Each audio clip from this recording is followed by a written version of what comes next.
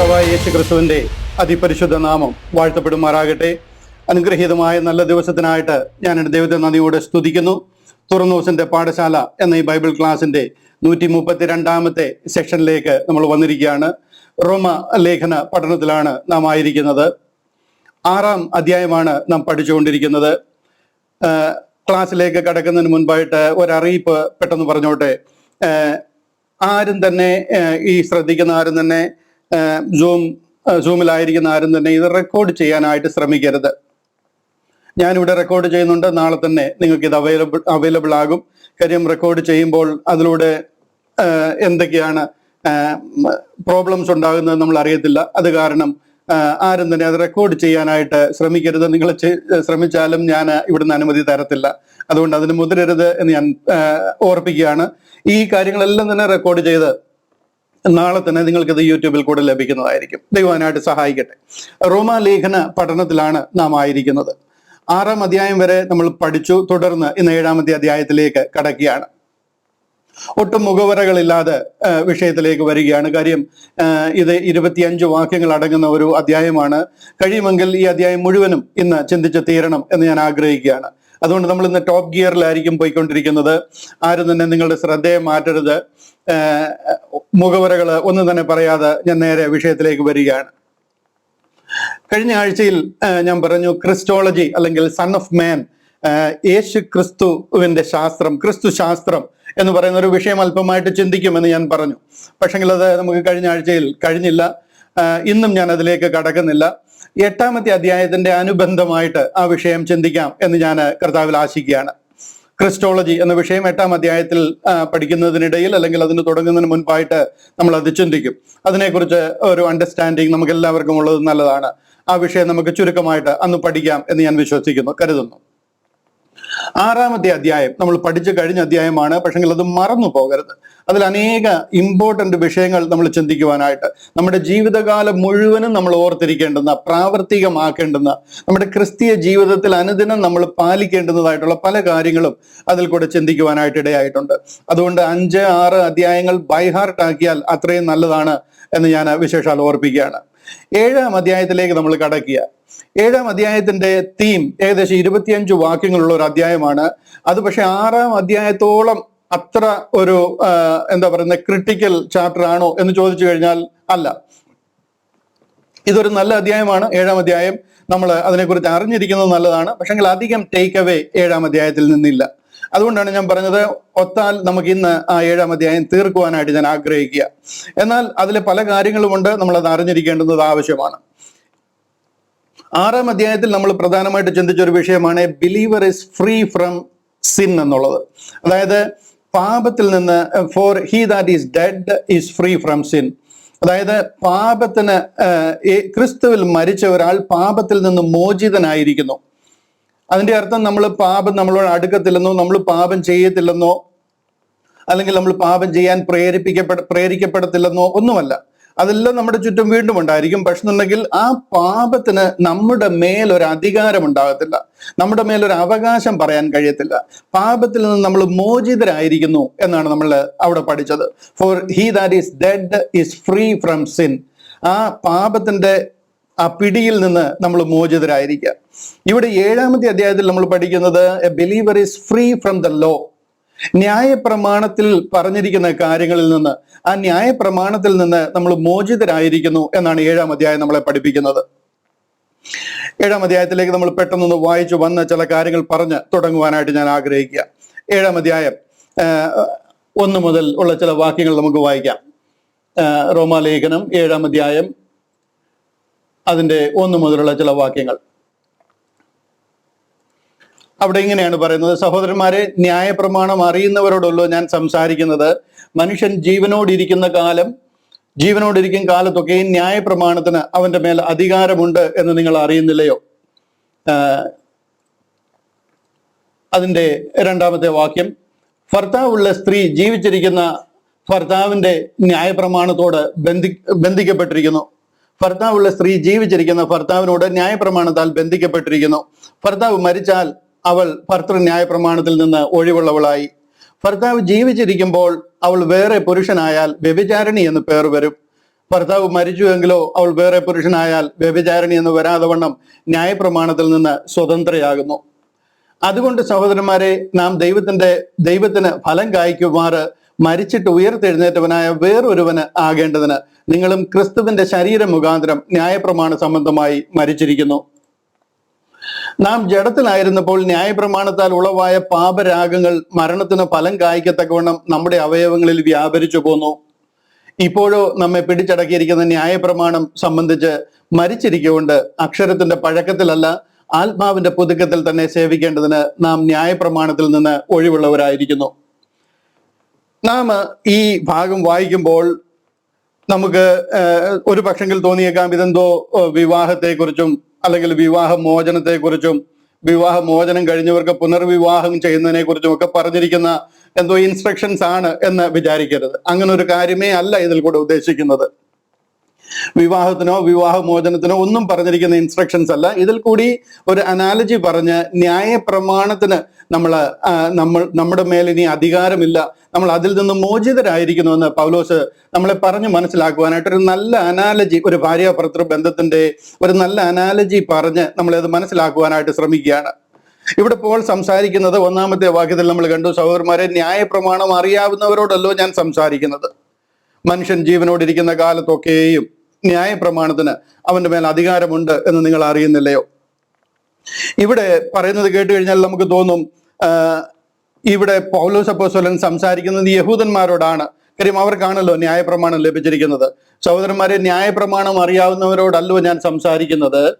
ഒരു മിനിറ്റ് ന്യായപ്രമാണം അറിയാവുന്നവരോടല്ലോ ഞാൻ സംസാരിക്കുന്നത് എന്ന് പറയുമ്പോഴത്തേനും നമുക്ക് ഒരു പക്ഷെങ്കിൽ തോന്നിയേക്കാം പോള് ഇവിടെ സംസാരിക്കുന്നത് യഹൂദന്മാരോടാണ്, റോമ സഭയിൽ മുഴുവനും യഹൂദന്മാരായിരുന്നു എന്നൊക്കെ ചില കൺക്ലൂഷനിൽ ജനം എത്തിച്ചേർന്നിട്ടുണ്ട്. പലരും അതിനെക്കുറിച്ച് അങ്ങനെയൊക്കെ പഠിപ്പിക്കുന്നതും കേട്ടിട്ടുണ്ട്. എന്നാൽ റോമ സഭയിൽ യഹൂദന്മാർ ഉണ്ടായിരുന്നു എന്നുള്ളത് സത്യമാണെങ്കിലും അവിടെ പ്രിഡോമിനന്റ്ലി ഉണ്ടായിരുന്നത് ജാതികളാണ്. വിജാതീയരായ ജനങ്ങളായിരുന്നു റോമ സഭയിൽ കൂടുതലായിട്ടും ഉണ്ടായിരുന്നത്. പ്രധാന കാരണം നമ്മൾ ഒന്നാമത്തെ അധ്യായം പഠിച്ചപ്പോൾ തന്നെ ഞാനത് പറഞ്ഞതാണ്. 1-2 അധ്യായത്തിലൊക്കെ ഞാൻ അതിന്റെ കുറെ എക്സ്പ്ലനേഷൻസ് പറഞ്ഞിട്ടുണ്ട്. എന്നാലും അതിന്റെ ഒരു മെയിൻ റീസൺ ബീയിങ് എന്ന് പറയുന്നത് ക്ലൗഡിയസ് കൈസർ റോമ സാമ്രാജ്യം ഭരിക്കുമ്പോൾ അദ്ദേഹം ഒരു ഒരു ഡിക്രി, ഒരു കൽപ്പന പുറപ്പെടുവിക്കാനായിട്ടിടയായി. അതായത് യഹൂദന്മാരാരും റോമിൽ നിൽക്കരുത്, റോമ നഗരം വിട്ട് യഹൂദന്മാരെല്ലാം റോമ നഗരം വിട്ട് പോകണം എന്നുള്ള ഒരു കൽപ്പന പുറപ്പെടുവിക്കാനായിട്ടിടയായി. അങ്ങനെ അവിടെ ഉണ്ടായിരുന്ന യഹൂദന്മാരെല്ലാം ഓടിപ്പോകുവാനായിട്ട്, റോമ നഗരം വിട്ടു പോകുവാനായിട്ടിടയായി. നമുക്കറിയാം അക്വിലാസും പ്രിസ്കിലയും ഒക്കെ അപ്രകാരം ഗ്രീസിലെത്തിയ ഒരു കുടുംബമാണ്. അവരുടെ കൂടാണ് ഗ്രീസിൽ അല്ലെങ്കിൽ കൊരിന്തിൽ ചെന്ന് കഴിഞ്ഞപ്പോഴത്തേന് പൗലോസ് അപ്പോസ്തലൻ അവരോട് കൂടെയാണ് താമസിക്കുന്നത്. അവരൊക്കെ ഈ റോമ സഭയിൽ ഉണ്ടായിരുന്നവരാണ്. അതുകൊണ്ട് തന്നെ അവരിൽ നിന്നും ഫസ്റ്റ് ഹാൻഡ് ഇൻഫർമേഷൻസ് ഒത്തിരി പൗലോസ് അപ്പോസ്തലന് ലഭിച്ചിട്ടുണ്ട്. ഇങ്ങനെ ഈ ക്ലൗഡിയസ് കൈസറുടെ കാലത്ത് പുറപ്പെടുവിച്ച ഈ ഒരു നിയമപ്രകാരം ഒത്തിരി ജാതീയരായിരുന്നു ആ സഭയിൽ ഉണ്ടായിരുന്നത് നമുക്ക് വ്യക്തമായി. പല കാരണങ്ങളിൽ കൂടെ അത് നമുക്ക് വ്യക്തമാക്കുവാനായിട്ട് കഴിയും. റോമിൽ മാത്രമല്ല, റോമക്കാർ എവിടെല്ലാം തിങ്ങിപ്പാർത്തിരുന്നു അവരുടെ ഇടയിൽ ഒന്നും ഈ യഹൂദന്മാരെ താമസിക്കുവാനായിട്ട് അവർ അനുവദിച്ചിരുന്നില്ല. പല കാരണങ്ങളാണ്, ഞാൻ അതിലേക്കൊന്നും ഇപ്പൊ കടക്കുന്നില്ല. എന്നാൽ ഒരു ഉദാഹരണം കൂടെ മാത്രം കാണിച്ചു മുന്നോട്ട് പോകാം. അപ്പോസ്തല പ്രവൃത്തികൾ 16-ാം അധ്യായം അതിന്റെ 11-12 വാക്യങ്ങൾ. അപ്പോസ്തല പ്രവൃത്തികൾ 16-ാമത്തെ അധ്യായം അതിന്റെ 11-12 വാക്യങ്ങൾ. അവിടെ ഇങ്ങനെയാണ് പറയുന്നത്. അപ്പോസ്തല പ്രവൃത്തികൾ 16-ാം അധ്യായം അതിന്റെ 11-12 വാക്യങ്ങൾ. അവിടെ ഇങ്ങനെയാണ് പറയുന്നത്: അങ്ങനെ ഞങ്ങൾ ത്രോവാസിൽ നിന്ന് കപ്പൽ നീക്കി നേരെ സമത്രക്കോയിലേക്കും പിറ്റേനാൾ നവപൊലിക്കും അവിടെ നിന്ന് ഫിലിപ്പിയയിലേക്കും ചെന്നു. പൗലോസ് അപ്പോസ്തലൻ മക്കദോനിയ വെളിപ്രകാരം ഈ ത്രോവാസിൽ നിന്ന് ഗ്രീസിലേക്ക് പോവുകയാണ്. അതായത് ടർക്കിയിൽ നിന്ന് ഗ്രീസിലേക്കുള്ള യാത്രയാണ്. ആ ടർക്കിയിലെ ഒരു തുറമുഖ പട്ടണമാണ് ത്രോവാസ്. ഇന്നതിനെ അലക്സാണ്ട്രിയ ത്രോവാസ് എന്നാണ് അറിയപ്പെടുന്നത്. ഈ ത്രോവാസിൽ നിന്ന് അവര് സമത്രക്കോയി എന്ന് പറയുന്നത് അതിനിടയിലുള്ള ഒരു ദ്വീപാണ്. പിറ്റേനാൾ അവിടെ നിന്ന് നവപൊലി എന്ന് പറയുന്നത് വേറൊരു നിയോപൊലീസ് എന്ന് പറയുന്ന ഒരു സിറ്റിയാണ്. ആ നിയോപൊലീസിലേക്കും അവിടെ നിന്ന് ഫിലിപ്പിയയിലേക്കും ചെന്നു. അവസാനം ഫിലിപ്പിയയിൽ എത്തിച്ചേർന്നു. ഇത് മക്കദോനിയയുടെ ആ ഭാഗത്തെ ഒരു പ്രധാന പട്ടണവും റോമക്കാർ കുടിയേറി പാർത്തതുമാകുന്നു. കണ്ടോ, ഇതാണ് മാസിഡോണിയാണ്. ഈ ഗ്രീസിന്റെ നോർത്തേൺ ഗ്രീസ് ആണ് ഈ മാസിഡോണിയ അല്ലെങ്കിൽ മക്കദോനിയ എന്ന് പറയുന്നത്. അത് മക്കദോനിയയുടെ ആ ഭാഗത്തെ ഒരു പ്രധാന പട്ടണമാണ് ഫിലിപ്പിയ എന്ന് പറയുന്നത്. റോമക്കാർ കുടിയേറി പാർത്തത്. ഇവിടെ റോമൻസ് ആണ് കൂടുതലും കുടിയേറി പാർത്തിരുന്നത്. ആ പട്ടണത്തിൽ ഞങ്ങൾ ചില ദിവസം പാർത്തു. ഞാൻ നിങ്ങളെ എന്തിനാണ് പെട്ടെന്ന് ഇത് കാണിച്ചതെന്ന് ചോദിച്ചു കഴിഞ്ഞാൽ, ഈ റോമക്കാരുള്ളിടത്ത് യഹൂദന്മാർക്ക് പാർക്കുവാൻ കഴിയത്തില്ലായിരുന്നു. ഇതേ കാരണം കൊണ്ടാണ് പൗലോസ് ഫിലിപ്പിയയിൽ ചെന്ന് കഴിഞ്ഞപ്പോൾ അവിടെ യഹൂദന്മാരുടെ സിനഗോഗുകൾ തേടിയിട്ടൊന്നും കാണാൻ കഴിയാതെ പോയത്. പലയിടത്തും ചെന്ന് കഴിഞ്ഞപ്പോൾ എല്ലാം അടഞ്ഞു കിടക്കുക. കാര്യം റോമക്കാരെല്ലാം അവിടുന്ന് ഓടിപ്പോയി, യഹൂദന്മാരെല്ലാം റോമക്കാരുടെ ഇടയിൽ നിന്ന് ഓടിപ്പോകണം. ഫിലിപ്പിയ എന്ന് പറയുന്നത് റോമിന്റെ ഒരു റിപ്ലിക്കയാണ്. റോം പോലെ തന്നെ ഈ ഒരു സൈഡിലത്തെ ഒരു ചെറിയ റോം ആണെന്ന് വേണമെങ്കിൽ പറയാം. അതുപോലെ റോമക്കാർ തിങ്ങി പാർത്തിരുന്ന ഒരു സ്ഥലമാണ്. അവിടാണ് തുയതൈരക്കാരി ലുദിയ റെഡ് ഫാബ്രിക്സ്, രക്താംബരം വിറ്റുകൊണ്ടിരുന്നതൊക്കെ. അത് റോമക്കാരുടെ ഇടയിൽ വലിയ പ്രിയമുള്ള തുണിയും അവർക്ക് വേണ്ടുന്ന ഒരു ഫാബ്രിക്കാണ് ഈ രക്താംബരം എന്ന് പറയുന്നത്. ഇവിടെയാണ് പൗലോസ് അപ്പോസ്തലൻ പല സിനഗോഗുകളിലും പോയി നോക്കിയിട്ട് എല്ലാം അടഞ്ഞു കിടക്കുക. അവിടെ സുവിശേഷം പറയാൻ കഴിയാതെ വന്നപ്പോഴാണ് ആ പട്ടണവാതിക്കൽ നിന്നും ഗോപുരവാതിക്കൽ നിന്നും ഒരു പുഴവക്കത്തേക്ക് പോകുന്നത്. ആ പുഴവക്കത്തേക്ക് പോകുന്നതിന്റെ കാര്യമൊക്കെ എന്താണെന്ന് ഞാൻ സ്നാനം എന്ന് പറയുന്ന ഒരു എപ്പിസോഡ് ചെയ്തുകൊണ്ടിരിക്കുക. ആ എപ്പിസോഡിൽ ലുദിയയുടെ സ്നാനം വരുമ്പോൾ ആ ലിഡിയയുടെ സ്നാനം എന്തായിരുന്നു എന്ന് പഠിപ്പിക്കുമ്പോൾ ഇതിന്റെ ഒരു വിശദീകരണം ഞാൻ അവിടെ തരാം. അന്ന് നിങ്ങൾക്കത് പൂർണ്ണമായിട്ട് മനസ്സിലാകും. ആ പുഴവക്കത്ത് എന്താണ് ആക്ച്വലി നടക്കുന്നത്, ഏത് ടൈപ്പ് സ്നാനമാണ് അവിടെ നടക്കുന്നത്, എന്തിനാണ് സഹോദരിമാരെല്ലാം കൂടെ അവിടെ കൂടിയിരിക്കുന്നത് എന്ന് നിങ്ങൾക്ക് വ്യക്തമാകും. ഇന്ന് ഞാൻ അതിലേക്ക് കടക്കുന്നില്ല. പറഞ്ഞു വന്നത്, റോമക്കാരുടെ പട്ടണത്തിൽ അല്ലെങ്കിൽ റോമിൽ അന്ന് അധികം യഹൂദന്മാർക്ക് നിൽക്കുവാനായിട്ട് കഴിയത്തില്ല. അന്ന് അതുകൊണ്ട് തന്നെ ഈ റോമിലെ ചർച്ച് എന്ന് പറയുന്നത് പ്രീഡോമിനന്റ്ലി ജാതികളുടെ ജെന്റൈൽസ് ചർച്ച് ആയിരുന്നു. ഇവിടെ നമ്മളൊരു വാക്യം വായിച്ചു തുടങ്ങി. ഒന്നാമത്തെ വാക്യത്തിൽ ഇങ്ങനെയാണ് നമ്മൾ കണ്ടത്. ഒന്നാമത്തെ വാക്യത്തിൽ റോമാലേഖനം 7-ാം അധ്യായം അതിന്റെ 1-ാമത്തെ വാക്യം നമ്മൾ വായിച്ചു തുടങ്ങിയത് ഇങ്ങനെയാണ്: സഹോദരന്മാരെ, ന്യായപ്രമാണം അറിയാവുന്നവരോടല്ലോ ഞാൻ സംസാരിക്കുന്നത്. അതിന്റെ അർത്ഥം ന്യായപ്രമാണം അറിയാവുന്ന യഹൂദന്മാരുടെ ഇടയിലാണ് സംസാരിക്കുന്നതെന്നല്ല. അതിന്റെ പശ്ചാത്തലം ഒന്ന് പറഞ്ഞിട്ട് ഞാൻ മുന്നോട്ട് വരാം. ഈ റോമ സഭ സ്ഥാപിച്ചത് പൗലോസ് അല്ല, നമുക്കതറിയാം. പോള് സഭയിലേക്ക് ചെല്ലുകയായിരുന്നു, സഭയ്ക്ക് എഴുതുകയായിരുന്നു. ആ സഭ കണ്ടിട്ടുകൂടിയില്ല, അവിടെ എങ്ങനെയാണെന്നുള്ള കാര്യങ്ങൾ അറിയത്തില്ല. എന്നാൽ അതിനെക്കുറിച്ചൊരു വ്യക്തമായ ധാരണ പലരിൽ നിന്നും തനിക്ക് ലഭിച്ചിരുന്നു. പ്രൈമറിലി പ്രിസ്കില്ലയുടെ നിന്നും അക്വിലാസിന്റെ നിന്നും. കാര്യം പൗലോസിന്റെ റൂംമേറ്റ്സ് അവരുടെ നിന്ന് വളരെ വ്യക്തമായിട്ടൊരു ധാരണ അതിനെക്കുറിച്ച് ലഭിച്ചിട്ടുണ്ട്. എന്നാൽ ഈ സഭ ആരംഭിച്ചതിനെ കുറിച്ച് റോമിലെ സഭ ആരംഭിച്ചതിനെ കുറിച്ച് ഒത്തിരി അഭ്യൂഹങ്ങൾ ഉണ്ടെങ്കിലും വിശ്വസിക്കാവുന്ന ഒരു വാദം എന്താണെന്ന് ചോദിച്ചാൽ, പെന്തക്കോസ്ത് നാളിലെ പരിശുദ്ധാത്മ പകർച്ചയ്ക്ക് ശേഷം അവിടെ നിന്നും ജനം മടങ്ങിപ്പോയപ്പോൾ, അല്ലെന്നുണ്ടെങ്കിൽ സ്തേഫാനോസിന്റെ ഉപദ്രവ നിമിത്തം, കാലത്തുണ്ടായ ഉപദ്രവ നിമിത്തം ഓടിപ്പോയവര് മടങ്ങിപ്പോയി കഴിഞ്ഞപ്പോൾ അവർ റോമിലെത്തിയ യഹൂദന്മാര് ആ ഒരു സഭ സ്ഥാപിച്ചു എന്നുള്ളതാണ് കൂടുതലും വിശ്വസനീയമായിട്ടുള്ള ഒരു വാദം. എന്നാൽ യഹൂദന്മാരാൽ സ്ഥാപിക്കപ്പെട്ട സഭയാണെങ്കിലും അനേക ജാതികൾ ആ വിശ്വാസത്തിലേക്ക് വരുവാനായിട്ട് കഴിയുമായിരുന്നു. കാര്യം ക്രൈസ്റ്റ് സെന്റേഡ് ആയിട്ടുള്ളൊരു ഉപദേശം അവർ പറയുന്നത്. ആ ഒരു ഗ്രൂപ്പ് അല്ലെന്നുണ്ടെങ്കിൽ പന്തിരുവരോട് ചേർന്ന് ആ ഒരു വിശ്വാസത്തിൽ പെന്തക്കോസ്ത് നാളിലെ ആ ഒരു ഉപദേശത്തിൽ വന്നിരിക്കുന്നവർ കൂടുതലും പ്രസംഗിക്കുന്നത് കർത്താവായ യേശു ക്രിസ്തുവിനെയാണ്. മോശയുടെ ന്യായപ്രമാണത്തിൽ വിഷയങ്ങൾ അധിഷ്ഠിതമാണെങ്കിലും അവർ പ്രസംഗിക്കുന്നത് കർത്താവായ യേശു ക്രിസ്തുവിനെയാണ്. അവർ പ്രസംഗിക്കുന്നതിലെ പ്രധാന സബ്ജക്റ്റ് എന്ന് പറയുന്നത് മാനസാന്തരവും ജലസ്നാനവും കാത്തിരുന്ന് പരിശുദ്ധാത്മാഭിഷേകം പ്രാപിക്കുന്നതും അത്ഭുതങ്ങളും വീര്യപ്രവൃത്തികളും ഒക്കെയാണ്. ഇന്നത്തെ ഒരു പെന്തക്കോസ്റ്റൽ കാണുന്ന ഒരു ടിപ്പിക്കൽ രീതി, ആ ഒരു രീതിയിലുള്ള ആരാധനയാണ് അന്ന് അവിടെ നടന്നിരുന്നത്. അവരെയാണ് ക്രൈസ്ത്യൻസ് അല്ലെങ്കിൽ എന്താ പറയുന്നത് ക്രിസ്ത്യൻ എന്ന് പറയാൻ കാര്യം അവർ ക്രൈസ്റ്റ് ആണ് അവരുടെ എല്ലാം. ക്രൈസ്റ്റ് സെന്റേഡ് ആയിട്ട് കർത്താവ് പഠിപ്പിച്ച എന്താ പറയുന്നത് ആ ഗിരിപ്രഭാഷണം, സെർമൺ ഓഫ് ദ മൗണ്ട്, മത്തായിയുടെ സുവിശേഷം 5, 6, 7 അധ്യായങ്ങളിൽ എഴുതിയിരിക്കുന്ന കാര്യങ്ങൾ, അതാണ് കർത്താവ് പറഞ്ഞ ഞാൻ നിങ്ങളോട് കൽപ്പിച്ചതൊക്കെയും പ്രമാണിപ്പാൻ തക്കവണ്ണം ഉപദേശിച്ചും കൊണ്ട് സകല ദേശത്തും പോയി എല്ലാവരോടും ഈ സുവിശേഷം അറിയിക്കണം. ആ സുവിശേഷം അവർ അറിയിച്ചിരിക്കുന്നത്. അങ്ങനെ ആ സുവിശേഷം അറിയിക്കുന്നത് ന്യായപ്രമാണത്തിന്റെ അടിസ്ഥാനത്തിലാണ് നിൽക്കുന്നത്. അതിൽ അധിഷ്ഠിതമായിരിക്കുന്ന ഉപദേശമാണെങ്കിലും യാഗങ്ങളോ മഹാപുരോഹിതനോ ആലയമോ ആചാര്യന്മാരോ ഒന്നും നമുക്ക് അവിടെ കാണുവാനായിട്ട് കഴിയത്തില്ല. ഈ പന്തിരുവരുടെ ശുശ്രൂഷയിൽ അതിനുശേഷം അവര് കൂടി വരുന്ന ആരാധനയിൽ ഒന്നും ഇങ്ങനെയുള്ള കാര്യങ്ങളില്ല. അതൊക്കെ നമുക്ക് എബ്രായ ലേഖനത്തിൽ എന്തുകൊണ്ട് അതൊന്നും ഇല്ല എന്നുള്ളതിനെ കുറിച്ച് ഡീറ്റെയിൽസ് നമുക്ക് കാണാനായിട്ട് കഴിയും. ലിറ്റിൽ ഫ്ലോക്സ് അല്ലെങ്കിൽ ചെറിയ കൂട്ടം, അവരുടെ കൂട്ടായ്മയാണ് ഇതെല്ലാം. അവര് ക്രൈസ്റ്റ് സെന്റേഡ് ആയിട്ടുള്ള ഒരു ക്രൈസ്ത്യാനിറ്റി അങ്ങനെ ഒരു ആരാധനയാണ് അവർക്കുള്ളത്. അവരുടെ ഇടയിലേക്ക് ജാതികൾക്ക് കൂടുതലായിട്ട് കടന്നു വരുവാനായിട്ട് കഴിയും. മറ്റിടത്തും ജാതികൾക്ക് കടന്നു വരുവാനായിട്ട് കഴിയുമായിരുന്നു. എങ്കിലും അവരെ യഹൂദ മതാനുസാരിയായി മാറണമെന്നുള്ളത് ഒരു വലിയ പ്രോസസ്സാണ്. അവിടെ പരിച്ഛേദന മുതൽ ഒത്തിരിയും പ്രോസസ്സ് അതിൽ കൂടെ ചെയ്യാനായിട്ടുണ്ട്. അങ്ങനെ ഒരു യഹൂദ മതാനുസാരിയായിട്ട് ഒരു ജാതിയൻ മാറുമ്പോൾ. എന്നാൽ ഇവിടെ കാര്യങ്ങൾ കുറെ കൂടെ എളുപ്പമായിരുന്നു. എല്ലാവർക്കും ഒരുപോലെ ഈ വിശ്വാസത്തിലേക്ക് വരുവാൻ മാനസാന്തരത്തിലൂടെ, ജലസ്നാനത്തിലൂടെ, അനേക കാര്യങ്ങളോട് ഈ വിഷയം എത്തിക്കുവാനായിട്ട് അവർക്ക് കഴിയുമായിരുന്നു. അവരുടെ പ്രാർത്ഥനയും അവരുടെ പ്രത്യാശയും എന്നെല്ലാം പറയുന്നത് കർത്താവിന്റെ ആ മടങ്ങിവരവും, രാജാതിരാജാവായിട്ടുള്ള രണ്ടാമത്തെ മടങ്ങിവരവും സ്വർഗരാജ്യ പ്രവേശനവുമാണ്. കർത്താവ് അവരെ പഠിപ്പിച്ച ആര് സ്വർഗരാജ്യത്തിലേക്ക് കടക്കും, മണവാളനെ എതിരേൽപ്പാനായിട്ട് ഒരുങ്ങിയിരിക്കുന്ന മണവാട്ടി, ആ ഒരു കോൺസെപ്റ്റും ആ ഒരു വിശ്വാസവും ആ ഒരു പ്രത്യാശയും അവർക്കുള്ളത്. കാര്യം എന്താണെന്ന് ചോദിച്ചു കഴിഞ്ഞാൽ, പൗലോസ് അപ്പോസ്തലനിൽ കൂടിയാണ് ഈ കൃപായുഗം, ആ കാൽവറിയിലൂടെ തുറന്ന രക്ഷാപദ്ധതി എന്താണ് the church, the body of Christ, dispensation of the grace of God, ഇതൊക്കെ എന്താണെന്ന് വെളിപ്പെടുത്തുന്നത് പൗലോസ് അപ്പോസ്തലനിലൂടെയാണ്. ഈ പൗലോസ് അപ്പോസ്തലനെ വിളിക്കുന്നതിന് മുൻപേ ഈ ചർച്ചകളൊക്കെ ഇവിടെ ആരംഭിച്ചതാണ്. അതുകൊണ്ട് ബോഡി ഓഫ് ക്രൈസ്റ്റ് എന്താണ്, അതിന്റെ ആരാധന എന്താണ് എന്ന് അവർക്ക് അറിയത്തില്ല.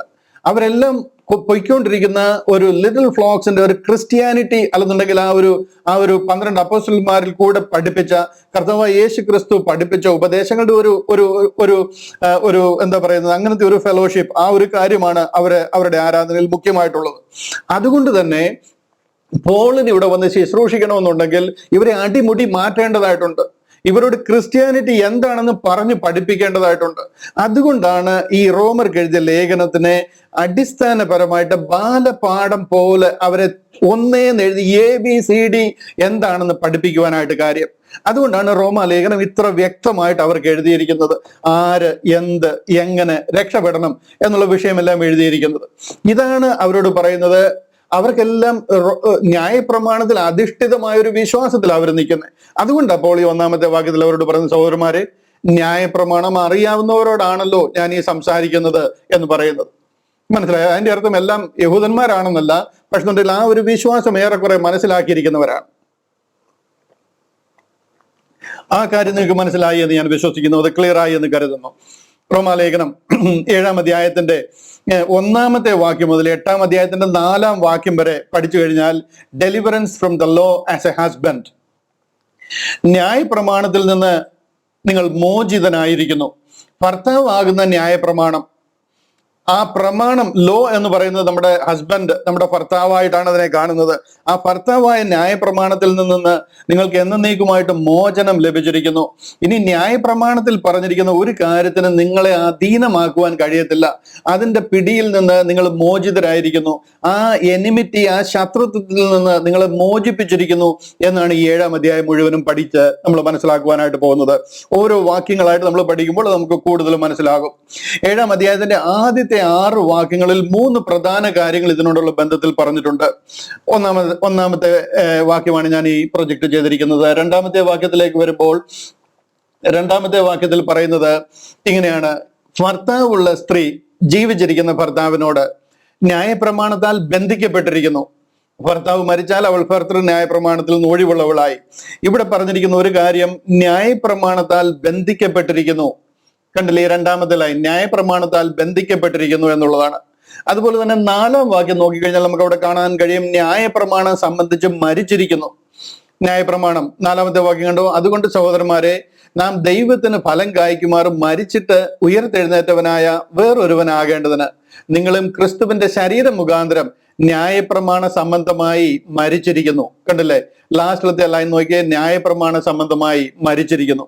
ഇതാണ് 2-ാമത്തെ കാര്യം. 3-ാമത്തെ കാര്യം അതിന്റെ 6-ാമത്തെ വാക്യത്തിലാണ്. 6-ാമത്തെ വാക്യത്തിൽ പറയുന്നു, ഇപ്പോഴോ നമ്മെ പിടിച്ചടക്കിയിരിക്കുന്ന ന്യായപ്രമാണം സംബന്ധിച്ച് മരിച്ചിരിക്കൊണ്ട് അക്ഷരത്തിന്റെ പഴക്കത്തിലല്ല ആത്മാവിന്റെ പുതുക്കത്തിൽ തന്നെ സേവിക്കേണ്ടതിന് നാം ന്യായപ്രമാണത്തിൽ നിന്ന് ഒഴിവുള്ളവരായിരിക്കുന്നു. അവസാനത്തെ ലൈൻ. ഇവിടെ 3 കാര്യങ്ങളാ ഈ 6 വാക്യത്തിനിടയിൽ ഹൈലൈറ്റഡ് ആയിട്ടുള്ളത്. ഒന്ന് 2-ാമത്തെ വാക്യത്തിലാ, നാം ന്യായപ്രമാണത്താൽ ബന്ധിക്കപ്പെട്ടിരിക്കുന്നു. 4-ാമത്തെ വാക്യത്തിലാണ് 2-ാമത്തെ കാര്യം. അവിടെ പറയുന്നു ന്യായപ്രമാണം സംബന്ധിച്ച് നാം മരിച്ചിരിക്കുന്നു. 3-ാമത്തെ കാര്യം 6-ാമത്തെ വാക്യത്തിലാ. അവിടെ പറയുന്നു ന്യായപ്രമാണത്തിൽ നിന്നും നിങ്ങൾ ഒഴിവുള്ളവരായിരിക്കുന്നു. ഈ 3 കാര്യങ്ങളാണ് ആദ്യത്തെ 6 വാക്യത്തിലെ ഫോക്കസ് അല്ലെങ്കിൽ എംഫസിസ് എന്ന് നമുക്ക് പറയാം. ശരിക്കും ഈ അധ്യായത്തിൽ ന്യായപ്രമാണം എന്നൊരു വാക്ക് 23 പ്രാവശ്യം പറഞ്ഞിട്ടുണ്ട്. ഈ 7-ാം അധ്യായത്തിൽ മാത്രം ലോ അല്ലെങ്കിൽ പ്രമാണം എന്നൊരു വാക്ക് 23 പ്രാവശ്യം എടുത്തു പറഞ്ഞിരിക്കുക. ഈ ലോ എന്നുള്ളത് വളരെ ഇമ്പോർട്ടൻ്റ് ആയി റോമാലേഖനത്തിൽ. കാര്യം എന്താണെന്ന് ചോദിച്ചു കഴിഞ്ഞാൽ ഇതിനെ ഒരു ഒരു ഒരു കോടതി ഭാഷയിലും ആ ഒരു രീതിയിലുമാണ് നമ്മളെ പറഞ്ഞ് ആധികാരികമായിട്ട് നമുക്ക് മനസ്സിലാക്കി തരുന്നത്. 78 പ്രാവശ്യമാണ് ഈ റോമാലേഖനത്തിൽ നിയമം അല്ലെങ്കിൽ ന്യായപ്രമാണം എന്ന വാക്ക് വന്നിരിക്കുന്നത്. അതുപോലെ തന്നെ ഫെയ്ത്ത് 39 പ്രാവശ്യവും ഗ്രേസ് 24 പ്രാവശ്യവും പറയുന്നുണ്ട്. വിശ്വാസം എന്ന വാക്ക് 39 പ്രാവശ്യവും കൃപ എന്ന വാക്ക് 24 പ്രാവശ്യവും പറയുന്നുണ്ട്. ഞാൻ പറഞ്ഞു വന്നത് ഈ ന്യായപ്രമാണം എന്ന ആ ഒരു വാക്ക് 7-ാം അധ്യായത്തിൽ 23 പ്രാവശ്യം എടുത്തെടുത്ത് പറയുന്നതായിട്ട് നമുക്ക് കാണാം. ഇതിന്റെ ഒരു തീം എന്ന് പറയുന്നത് രക്ഷിക്കപ്പെട്ട ഒരു വ്യക്തി അല്ലെങ്കിൽ ക്രിസ്തുവിനോട് ചേരുവാൻ സ്നാനമേറ്റവരായ ഒരു വ്യക്തിയുടെ മേൽ ന്യായപ്രമാണത്തിന് ഇനി ഒരു അധികാരവുമില്ല, ഒരു അവകാശവും പറയാനില്ല. ന്യായപ്രമാണം ഇങ്ങനെയാണല്ലോ പറഞ്ഞിരിക്കുന്നത്, എന്തുകൊണ്ട് താങ്കൾ അത് പാലിച്ചില്ല എന്ന് നമ്മളോട് ചോദിക്കാൻ പറ്റത്തില്ല. നമ്മൾ അതിൽ നിന്ന് ഒഴിവുള്ളവരായിരിക്കുന്നു. 6-ാം അധ്യായം പഠിച്ചപ്പോൾ അതിന്റെ 14-ാമത്തെ വാക്യത്തിൽ നമ്മൾ വായിച്ചത് ഇങ്ങനെയാണ്: നിങ്ങൾ ന്യായപ്രമാണത്തിനല്ല കൃപയ്ക്ക് അത്ര അധീനരായിരിക്കുന്നത്. നമ്മൾ അധീനരായിരിക്കുന്നത് ഗ്രേസിനാണ്, കൃപയ്ക്കാണ്. അപ്പൊ അതുകൊണ്ട് ന്യായപ്രമാണത്തിലുള്ള ഇന്ന കാര്യം താങ്കൾ എന്തുകൊണ്ട് ചെയ്തില്ല എന്ന് നമ്മളോട് ഒരു ചോദ്യം വരത്തില്ല. നാം രക്ഷിക്കപ്പെട്ടിരിക്കുന്നു, നാം സ്നാനപ്പെട്ട് യേശു ക്രിസ്തുവിനോട് ചേർന്നിരിക്കുന്നത് കൊണ്ട്, ഈ സ്നാനപ്പെട്ടു എന്നൊക്കെ പറയുമ്പോൾ വെള്ളത്തിൽ മുങ്ങി സ്നാനപ്പെട്ട കാര്യമാണെന്ന് തെറ്റിദ്ധരിച്ചു കളയരുത്. ആത്മാവിലുള്ള സ്നാനമാണ്. പരിശുദ്ധ ആത്മാവിനാൽ നാം ദൈവത്തോട് ചേർന്നിരിക്കുക.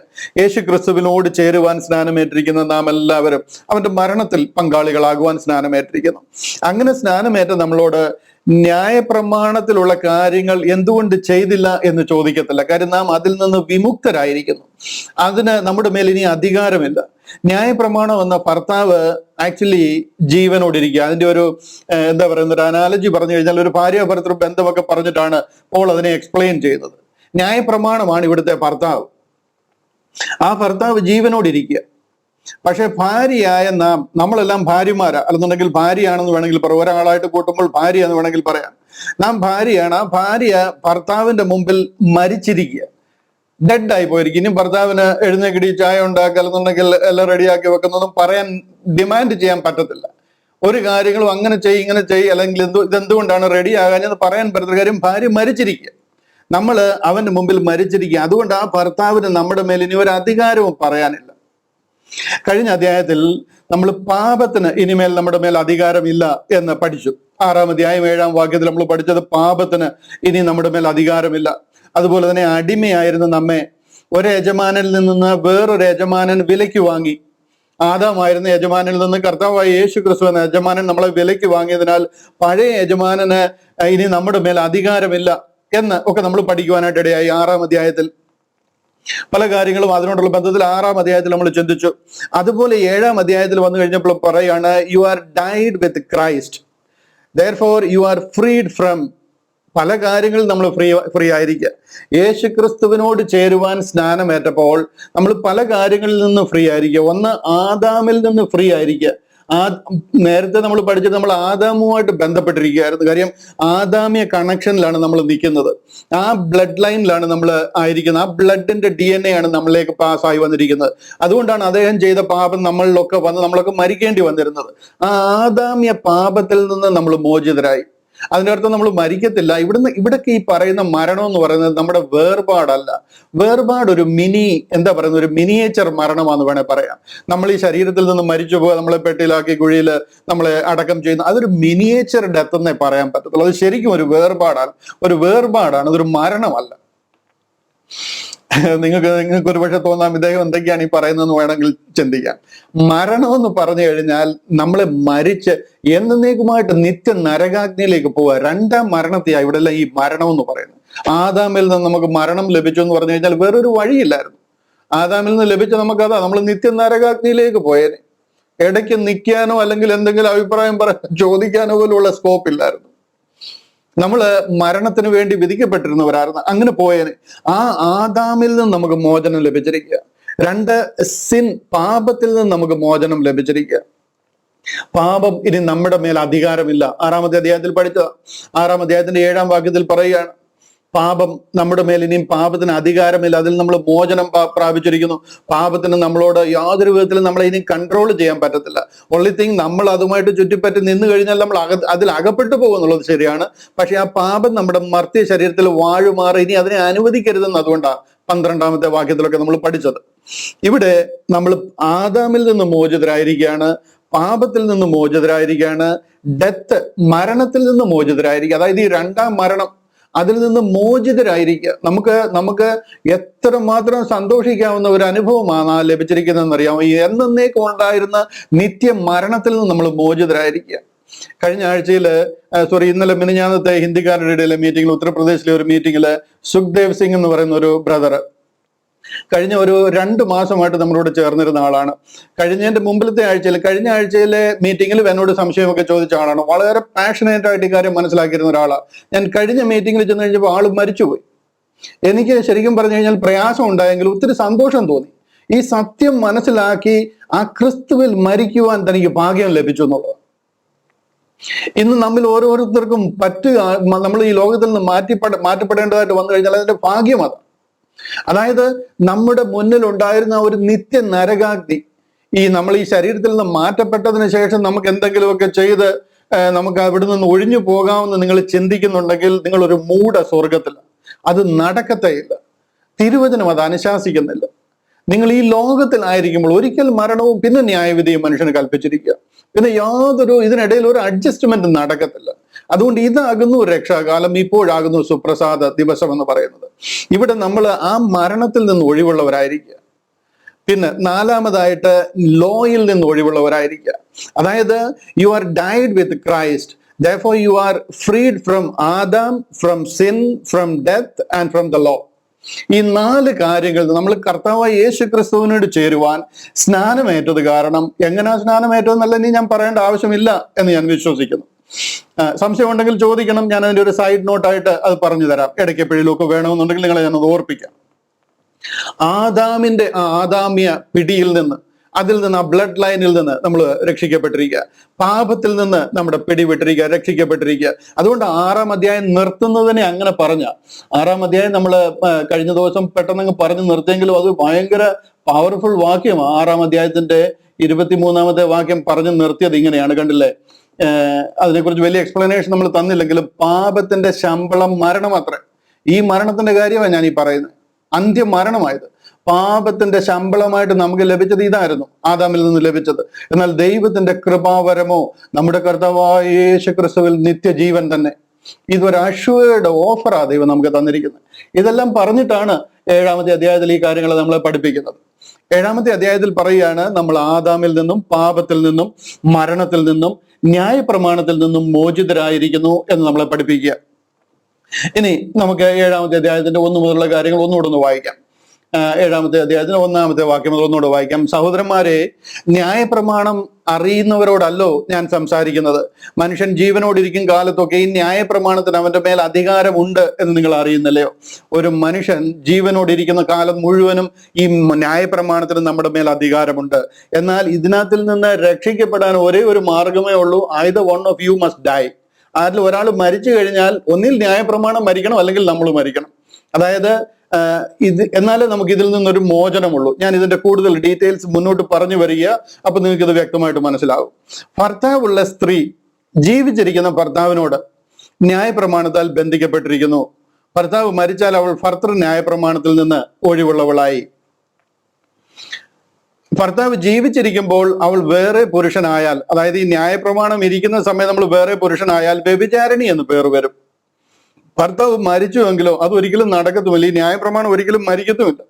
അവൾ വേറെ പുരുഷനായാൽ വ്യഭിചാരിണി എന്ന് വരാതെ വണ്ണം ന്യായപ്രമാണത്തിൽ നിന്ന് സ്വതന്ത്രയാകുന്നു. അപ്പൊ അവിടെ വേറെ സ്കോപ്പ് ഇല്ല. അതുകൊണ്ട് സഹോദരന്മാരെ, നാം ദൈവത്തിന് ഫലം കായ്ക്കുമാറും മരിച്ചിട്ട് ഉയർത്തെഴുന്നേറ്റവനായ വേറെ ഒരുവനാകേണ്ടതിന് നിങ്ങളും ക്രിസ്തുവിന്റെ ശരീര മുഖാന്തരം ന്യായപ്രമാണ സംബന്ധമായി മരിച്ചിരിക്കുന്നു. ഇവിടെ നമ്മൾ മരിക്കേണ്ടുന്ന ഒരു സാഹചര്യം സംജാതമാവുക, എന്നാലേ നമ്മൾ ഈ ന്യായപ്രമാണത്തിൽ നിന്നൊരു ഒഴിവ് നമുക്ക് കിട്ടത്തുള്ളൂ. എന്നാലേ മരിച്ചുയർത്തെഴുന്നേറ്റവനായ യേശു ക്രിസ്തുവിനെ നമ്മൾ ആയിത്തീരുവാനായിട്ട് കഴിയത്തുള്ളൂ. നാം ജഡത്തിലായിരുന്നപ്പോൾ ന്യായപ്രമാണത്താൽ ഉളവായ പാപരാഗങ്ങൾ മരണത്തിന് ഫലം കായ്ക്കത്തക്കവണ്ണം നമ്മുടെ അവയവങ്ങളിൽ വ്യാപരിച്ചു പോന്നു. ഇപ്പോഴോ നമ്മെ പിടിച്ചടക്കിയിരിക്കുന്ന ന്യായപ്രമാണം സംബന്ധിച്ച് മരിച്ചിരിക്കുന്നുണ്ട്. അക്ഷരത്തിന്റെ പഴക്കത്തിലല്ല, ആത്മാവിന്റെ പുതുക്കത്തിൽ തന്നെ സേവിക്കേണ്ടതിന് നാം ന്യായപ്രമാണത്തിൽ നിന്ന് ഒഴിവുള്ളവരായിരിക്കുന്നു. ഞാനിതൊരല്പം കൂടെ എക്സ്പ്ലെയിൻ ചെയ്യാം, അപ്പൊ നിങ്ങൾക്ക് ഇത് കൂടുതൽ മനസ്സിലാകും. പോൾ ഇവിടെ പറയുന്നത് പ്രത്യേകം ശ്രദ്ധിക്കുക, പ്രമാണത്തിന്റെ പ്രവൃത്തികൾ ഒരു ജഡവും ദൈവത്തിന്റെ സന്നിധിയിൽ നീതീകരിക്കപ്പെടുന്നില്ല. ന്യായപ്രമാണത്തിന്റെ പ്രവൃത്തികളാൽ നമുക്ക് ഈ ന്യായപ്രമാണം ഉണ്ടായിട്ടും ഇതിന്റെ പ്രവൃത്തികളാൽ ദൈവത്തിന്റെ സന്നിധിയിൽ ഒരു ജഡവും നീതീകരിക്കപ്പെടുന്നില്ല. ഇത് നമ്മൾ 3-ാമത്തെ അധ്യായത്തിൽ പഠിച്ചതാ. 3-ാമത്തെ അധ്യായത്തിന്റെ 20-ാമത്തെ വാക്യം ഞാൻ അതൊന്ന് പെട്ടെന്ന് ഫ്ലാഷ് ചെയ്യാം. നോക്കിക്കേ, റോമാലേഖനം 3-ാം അധ്യായം 20-ാം വാക്യം. അവിടെ പറയാണ്, അതുകൊണ്ട് ന്യായപ്രമാണത്തിന്റെ പ്രവൃത്തികളാൽ ഒരു ജഡവും അവന്റെ സന്നിധിയിൽ നീതീകരിക്കപ്പെടുകയില്ല. ന്യായപ്രമാണത്താൽ പാപത്തിന്റെ പരിജ്ഞാനം അത്രേ വരുന്നു. ഇത് നമ്മൾ ഓൾറെഡി പഠിച്ചതാ. ഇപ്പോ നിങ്ങൾ പ്രമാണത്തിൽ നിന്നും ഒഴിവുള്ളവരായിരിക്കുന്നു എന്നാണ് 7-ാം അധ്യായം നമ്മളെ പഠിപ്പിക്കുന്നത്. അതായത് ഈ ന്യായപ്രമാണത്തിന് നമ്മുടെ മേൽ ഒരു അധികാരവുമില്ല. ഇത് ഇവിടെ ഒരിടത്ത് മാത്രം പറയുന്ന ഒരു കാര്യമല്ല, പോളിന്റെ അടിസ്ഥാനപരമായ പഠിപ്പീരാണിത്. അതുകൊണ്ട് തന്നെ എല്ലായിടത്തും നമുക്ക് ഇതിന്റെ ഒരു ഫ്ലേവർ കാണാൻ കഴിയും. എഫേസ്യ ലേഖനം 2-ാം അധ്യായം നോക്കി, അതിന്റെ 14-15 വാക്യങ്ങൾ എന്താ പറയുന്നത് നോക്കി. എഫേസ്യ ലേഖനം 2-ാം അധ്യായം അതിന്റെ 14-15 വാക്യം. ബുക്ക് എടുക്കണ്ട, ബൈബിൾ നോക്കണ്ട, എന്നെ നോക്കിയാട്ടെ, അല്ലെന്നുണ്ടെങ്കിൽ ഇതിൽ ശ്രദ്ധിച്ചാട്ടെ. ഞാൻ ഈ വാക്യം കാണിക്കുന്നുണ്ടല്ലോ. ഇവിടെ നോക്കിയാട്ടെ, അവൻ നമ്മുടെ സമാധാനം. ആര്? കർത്താവായ യേശു ക്രിസ്തു നമ്മുടെ സമാധാനം.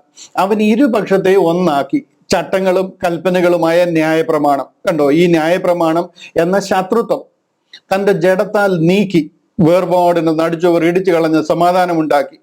കണ്ടോ, ഈ ന്യായപ്രമാണം എന്ന ശത്രുത്വം ഒരു എനിമിറ്റി ആയിരുന്നു. നമുക്ക് അങ്ങോട്ട് അടുക്കാൻ പറ്റത്തില്ല ഇത് ഇരിക്കുന്ന കാരണം. ഇരുപക്ഷത്തെ ഒന്നാക്കി ചട്ടങ്ങളും കൽപ്പനകളുമായ ന്യായപ്രമാണം എന്ന ശത്രുത്വം തന്റെ ജഡത്താൽ നീക്കി വേർപാടിന്റെ നടിച്ചുവർ. ഇത് ഒരു മിഡിൽ വാൾ ഓഫ് പാർട്ടീഷൻ. വേർപാട് നമ്മളും യഹൂദനുമായിട്ട് അടുക്കുവാൻ കഴിയാത്ത രീതിയിൽ ചട്ടങ്ങൾ ലഭിച്ചവനും ഇല്ലാത്തവനും ജാതികളും യഹൂദനും തമ്മിൽ അടുക്കാൻ കഴിയാത്തവൻ ഒരു വേർപാടിന്റെ നടിച്ചുവർ ഉണ്ടായിരുന്നു. അത് ഇടിച്ചു കളഞ്ഞുകൊണ്ട് സമാധാനമുണ്ടാക്കി ഇരുപക്ഷത്തെയും തന്നിൽ ഒരേ പുതു മനുഷ്യനാക്കി സൃഷ്ടിപ്പാനും. ഇതാണ് ഇപ്പം നമ്മളായിട്ട് ജനിച്ചിരിക്കുന്ന ന്യൂ ക്രിയേഷൻ, നമ്മളിൽ ഉണ്ടായിരിക്കുന്ന ആ പുതിയ മനുഷ്യൻ. ആ പുതിയ മനുഷ്യനെ സൃഷ്ടിക്കാനായിട്ട് ആ വേർപാടിന്റെ നടിച്ചുവർ ഇടിച്ചു കളഞ്ഞു. ഇവിടെ യഹൂദനെന്നും യവനെന്നും പഴയതെന്നും പണക്കാരനെന്നും പാമരനെന്നും ഒന്നുമില്ല, ആണെന്നും പെണ്ണെന്നും പോലുമില്ല. ഇവിടെ ഈ ശരീരത്തിന് ഒരു ഇമ്പോർട്ടൻസും ഇല്ല. ഇവിടെ എല്ലാം നമ്മുടെ അകത്തെ മനുഷ്യനാ. അത് ആണാണോ പെണ്ണാണോ എന്നൊന്നുമില്ല. ഇതെല്ലാം നമ്മുടെ അകത്തെ മനുഷ്യന്റെ കാര്യമായി പറയുന്നത്. അങ്ങനെ ഇരുപക്ഷത്തെയും തന്നിൽ ഒരു പുതു മനുഷ്യനാക്കി, ഒരു ന്യൂ ക്രിയേഷൻ. നാം ക്രിസ്തുവിലായി കഴിഞ്ഞാൽ ഒരു പുതിയ സൃഷ്ടിയായിട്ട് മാറുക. ആ സൃഷ്ടിയാക്കി പുതു മനുഷ്യനായി സൃഷ്ടിപ്പാനും ക്രൂശന്മേൽ വെച്ച ശത്രുത്വം ഇല്ലാതാക്കി. അങ്ങനെ യഹൂദനെന്നും യവനെന്നും ഉള്ള ആ ശത്രുത്വം ഇല്ലാതാക്കി. അതിനാൽ ഇരുപക്ഷത്തെയും ഏക ശരീരത്തിൽ ദൈവത്തോട് നിരപ്പിപ്പാനും തന്നെ. അങ്ങനെ പിതാവായ ദൈവത്തോട് നമ്മെ റിക്കൺസൈൽ ചെയ്തിരിക്കുക, നമ്മളെ നിരപ്പിച്ചിരിക്കുക. ഹല്ലേലൂയ. റോമാലേഖനത്തിൽ മാത്രം പറയുന്ന ഒരു കാര്യമല്ല, എല്ലാ ലേഖനത്തിൽ കൂടെയും പോൾ ഇത് തന്നെയാണ്. പോളിന്റെ ഫണ്ടമെന്റൽ ടീച്ചിങ് ഇതാ. കൊലോസ് ലേഖനം 2-ാം അധ്യായം അതിന്റെ 14-ാം വാക്യം കൂടെ ഒന്ന് പ്രൊജക്ട് ചെയ്തോട്ടെ. കൊലോസ് ലേഖനം 2-ാം അധ്യായം അതിന്റെ 14-ാം വാക്യം. അവിടെ പറയുന്നുണ്ടോ, അതിക്രമങ്ങളൊക്കെയും നമ്മളോട് ക്ഷമിച്ച ചട്ടങ്ങളാൽ നമുക്ക് വിരോധവും പ്രതികൂലവുമായിരുന്ന കയ്യെഴുത്ത്, ഇതാ ന്യായപ്രമാണം, അത് മായിച്ച് ക്രൂശിൽ തറച്ച് നടുവിൽ നിന്ന് നീക്കിക്കളഞ്ഞു. നമ്മുടെ നടുവിൽ ഇനി ക്രൂശിന്റെ ഇടയിൽ വേറൊരു പ്രമാണമില്ല. ക്രൂശാണ് നമ്മുടെ പ്രമാണം. ആ ക്രൂശിൽ കൂടെ നാം രക്ഷിക്കപ്പെട്ടിരിക്കുക. അത് ക്രൂശിൽ തടച്ച് നടുവിൽ നിന്ന് നീക്കിക്കളഞ്ഞിരിക്കുന്നു. മനസ്സിലായ? Blotting out the handwriting of ordinances that was against us, which was contrary to us, and took it out of the way, nailing into his cross. ഇത് നമുക്കിനി ന്യായപ്രമാണവുമായിട്ടൊരു ബന്ധമില്ല. കാൽവറി ക്രൂശിൽ കർത്താവ് നിവർത്തിച്ച ആ രക്ഷണീയ പ്രവൃത്തിയിലെ വിശ്വാസത്താല നാം രക്ഷിക്കപ്പെടുന്നത്. ഒരു വാക്യം കൂടെ കാണിച്ചിട്ട് നമ്മുടെ വിഷയത്തിലേക്ക് ഞാൻ മടങ്ങി വരാം. കൊരിന്ത്യർക്ക് എഴുതിയ 2-ാമത്തെ ലേഖനം 3-ാം അധ്യായം അതിന്റെ 11-ാമത്തെ വാക്യം. കൊരിന്ത്യർക്ക് എഴുതിയ 2-ാമത്തെ ലേഖനം 3-ാം അധ്യായം അതിന്റെ 11-ാമത്തെ വാക്യം. അവിടെ പറയുക, നീക്കം വരുന്നത് തേജസ്സുള്ളതായിരുന്നുവെങ്കിൽ നിലനിൽക്കുന്നത് എത്രയധികം തേജസ്സുള്ളതായിരിക്കും. ഈ നീക്കം വരുന്നതായിരുന്നു എന്താ? ന്യായപ്രമാണം എന്ന് പറയുന്നത് ടെമ്പററി ആയിരുന്നു. അത് കല്ലിൽ കൊത്തിയത്. അതിന് മേൽപോട്ടൊക്കെ വായിച്ചു കഴിഞ്ഞാൽ നമുക്ക് കാണാൻ കഴിയും, അത് കല്ലിൽ കൊത്തിയതായിരുന്നു. അത് കൊല്ലുന്ന ഒരു പ്രമാണമാണ്. അത് ശിക്ഷാവിധി നമുക്ക് തരുന്ന ഒരു പ്രമാണം. അത് ആരാണെങ്കിലും ശിക്ഷ ലഭിക്കുന്ന, ആരോനായാലും ശരി മോശയാണെങ്കിലും ശരി, തെറ്റ് ചെയ്ത് അന്നേരമേ അടി കിട്ടുന്ന ശുശ്രൂഷയായിരുന്നു അത്. നീക്കം വരുന്നത്, നീക്കം എന്ന് പറഞ്ഞു കഴിഞ്ഞാൽ ഈ ഏഹോദും തലക്കെട്ടും കുപ്പായവും ആരാധനയും യാഗവും തിരുനാളും ഇതെല്ലാം നീങ്ങിപ്പോകുന്നതായിരുന്നു. ഇതെല്ലാം ന്യായപ്രമാണത്തിന്റെ ശുശ്രൂഷയായിരുന്നു. ആ ശുശ്രൂഷ തേജസ്സുള്ളതായിരുന്നുവെങ്കിൽ നിലനിൽക്കുന്നത് എത്രയധികം തേജസ്സുള്ളതായിരിക്കും. ഈ ക്രൂശിൽ കൂടെ നമുക്ക് ലഭിച്ചിരിക്കുന്ന ഈ ഗ്രേസിന്റെ ശുശ്രൂഷ ഇത് എത്രമാത്രം തേജസ്സുള്ളതായിരിക്കും. മോശയുടെ മുഖം എന്താ പറയുന്നത്, ആ കർത്താവിന്റെ സാന്നിധ്യത്തിലോട്ട് ചെന്ന് കഴിയുമ്പോഴത്തേന് മറ്റുള്ളവർക്ക് മോശയുടെ മുഖത്ത് നോക്കാൻ കഴിയാതെ വണ്ണം മുഖം ശോഭിക്കുക. മോശയുടെ മുഖത്ത് നോക്കണമെന്നുണ്ടെങ്കിൽ മോശ മൂടുപടം ഇടണം, എന്നാലേ നമുക്ക് മോശയോട് സംസാരിക്കാൻ പറ്റത്തുള്ളൂ. സൂര്യൻ ഉദിച്ച് നിൽക്കുന്ന മാതിരിയാണ് മോശ നിൽക്കുന്നത്. പഴയ ഈ കൊല്ലുന്ന ഈ ശിക്ഷാവിധിയുടെ ഈ നീങ്ങിപ്പോകുന്ന ശുശ്രൂഷ ഇത്രയധികം തേജസ് ഉള്ളതായിരുന്നുവെങ്കിൽ ഈ വരുന്ന നിലനിൽക്കുന്നത് ഇത് എത്രയധികം തേജസ്സോട് കൂടിയതായിരിക്കും എന്ന് പറയുക. ചുരുക്കി പറഞ്ഞു കഴിഞ്ഞാൽ ഇതെല്ലാം നീങ്ങിപ്പോകുന്നതായിരുന്നു. ന്യായപ്രമാണത്തിന് നമ്മളുമായിട്ട് യാതൊരു ബന്ധവുമില്ലായിരുന്നു. ഈ വാക്യത്തിൽ തന്നെ അത് ഞാൻ ആ പറഞ്ഞ കാര്യം ഒന്നുകൂടെ എടുത്തു പറഞ്ഞിരിക്കുക. എന്നാൽ മൂടുപടം നീങ്ങിയ മുഖത്ത് കർത്താവിന്റെ തേജസ്സിനെ കണ്ണാടി പോലെ പ്രതിബിംബിക്കുന്നവരായി നാം എല്ലാവരും ആത്മാവാകുന്ന കർത്താവിന്റെ ദാനമായി. ഇതൊക്കെ മനസ്സിലാകുന്നുണ്ടോ നിങ്ങൾക്ക്? കർത്താവിന്റെ തേജസ് പ്രതിബിംബിക്കുക, അതായത് ഒരു കണ്ണാടി പിടിച്ചു കഴിഞ്ഞാൽ ആ കണ്ണാടിയിൽ പ്രതിബിംബിച്ചിട്ട് നമ്മുടെ മുഖത്തേക്ക് അടിക്കുന്നത് പോലെ നമ്മൾ കർത്താവിന്റെ മുഖത്തെ ആ തേജസ്സിനെ പ്രതിബിംബിക്കുക. നമ്മുടെ ആ മുഖത്തെ തേജസ് നമ്മൾ നിൽക്കുന്ന കണ്ടു കഴിഞ്ഞാൽ നമ്മളെ പൊതിഞ്ഞിരിക്കുന്ന ആ തേജസ്സിന്റെ ലെയർ കർത്താവിന്റെ തേജസ്സിനെ പ്രതിബിംബിക്കുന്നത് പോലാണ്.